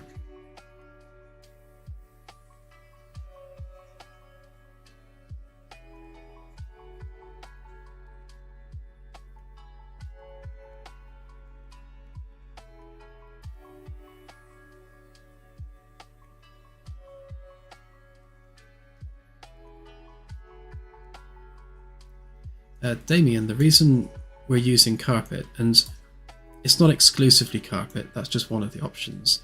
You can have carpet, wood, or resin. Is because we wanted it to be comfortable. You know, this isn't a starship for the people that work aboard the starship. This is their place of work. This is their office, and this is a science vessel. And you know, you've got all these civilian scientists just doing their day job. And you know, it needs to be a comfortable working environment for them. And you know, carpeted environments are generally nicer and more comfortable. Yeah, we're going with that whole luxury yacht aesthetic, which is why there's also a lot of wood involved.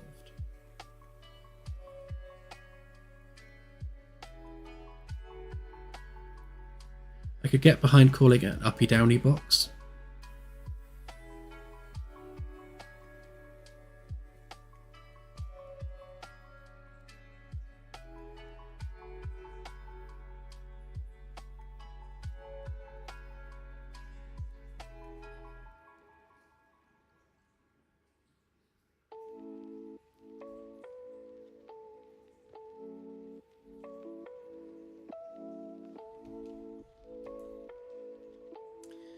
Right. Well, I've just noticed all TARDIS. Okay, yeah, that's a good one. It is... What time is it? Yeah, it's just coming up to 10:30 here in the UK, and I haven't actually eaten yet, so I'm going to go and do that.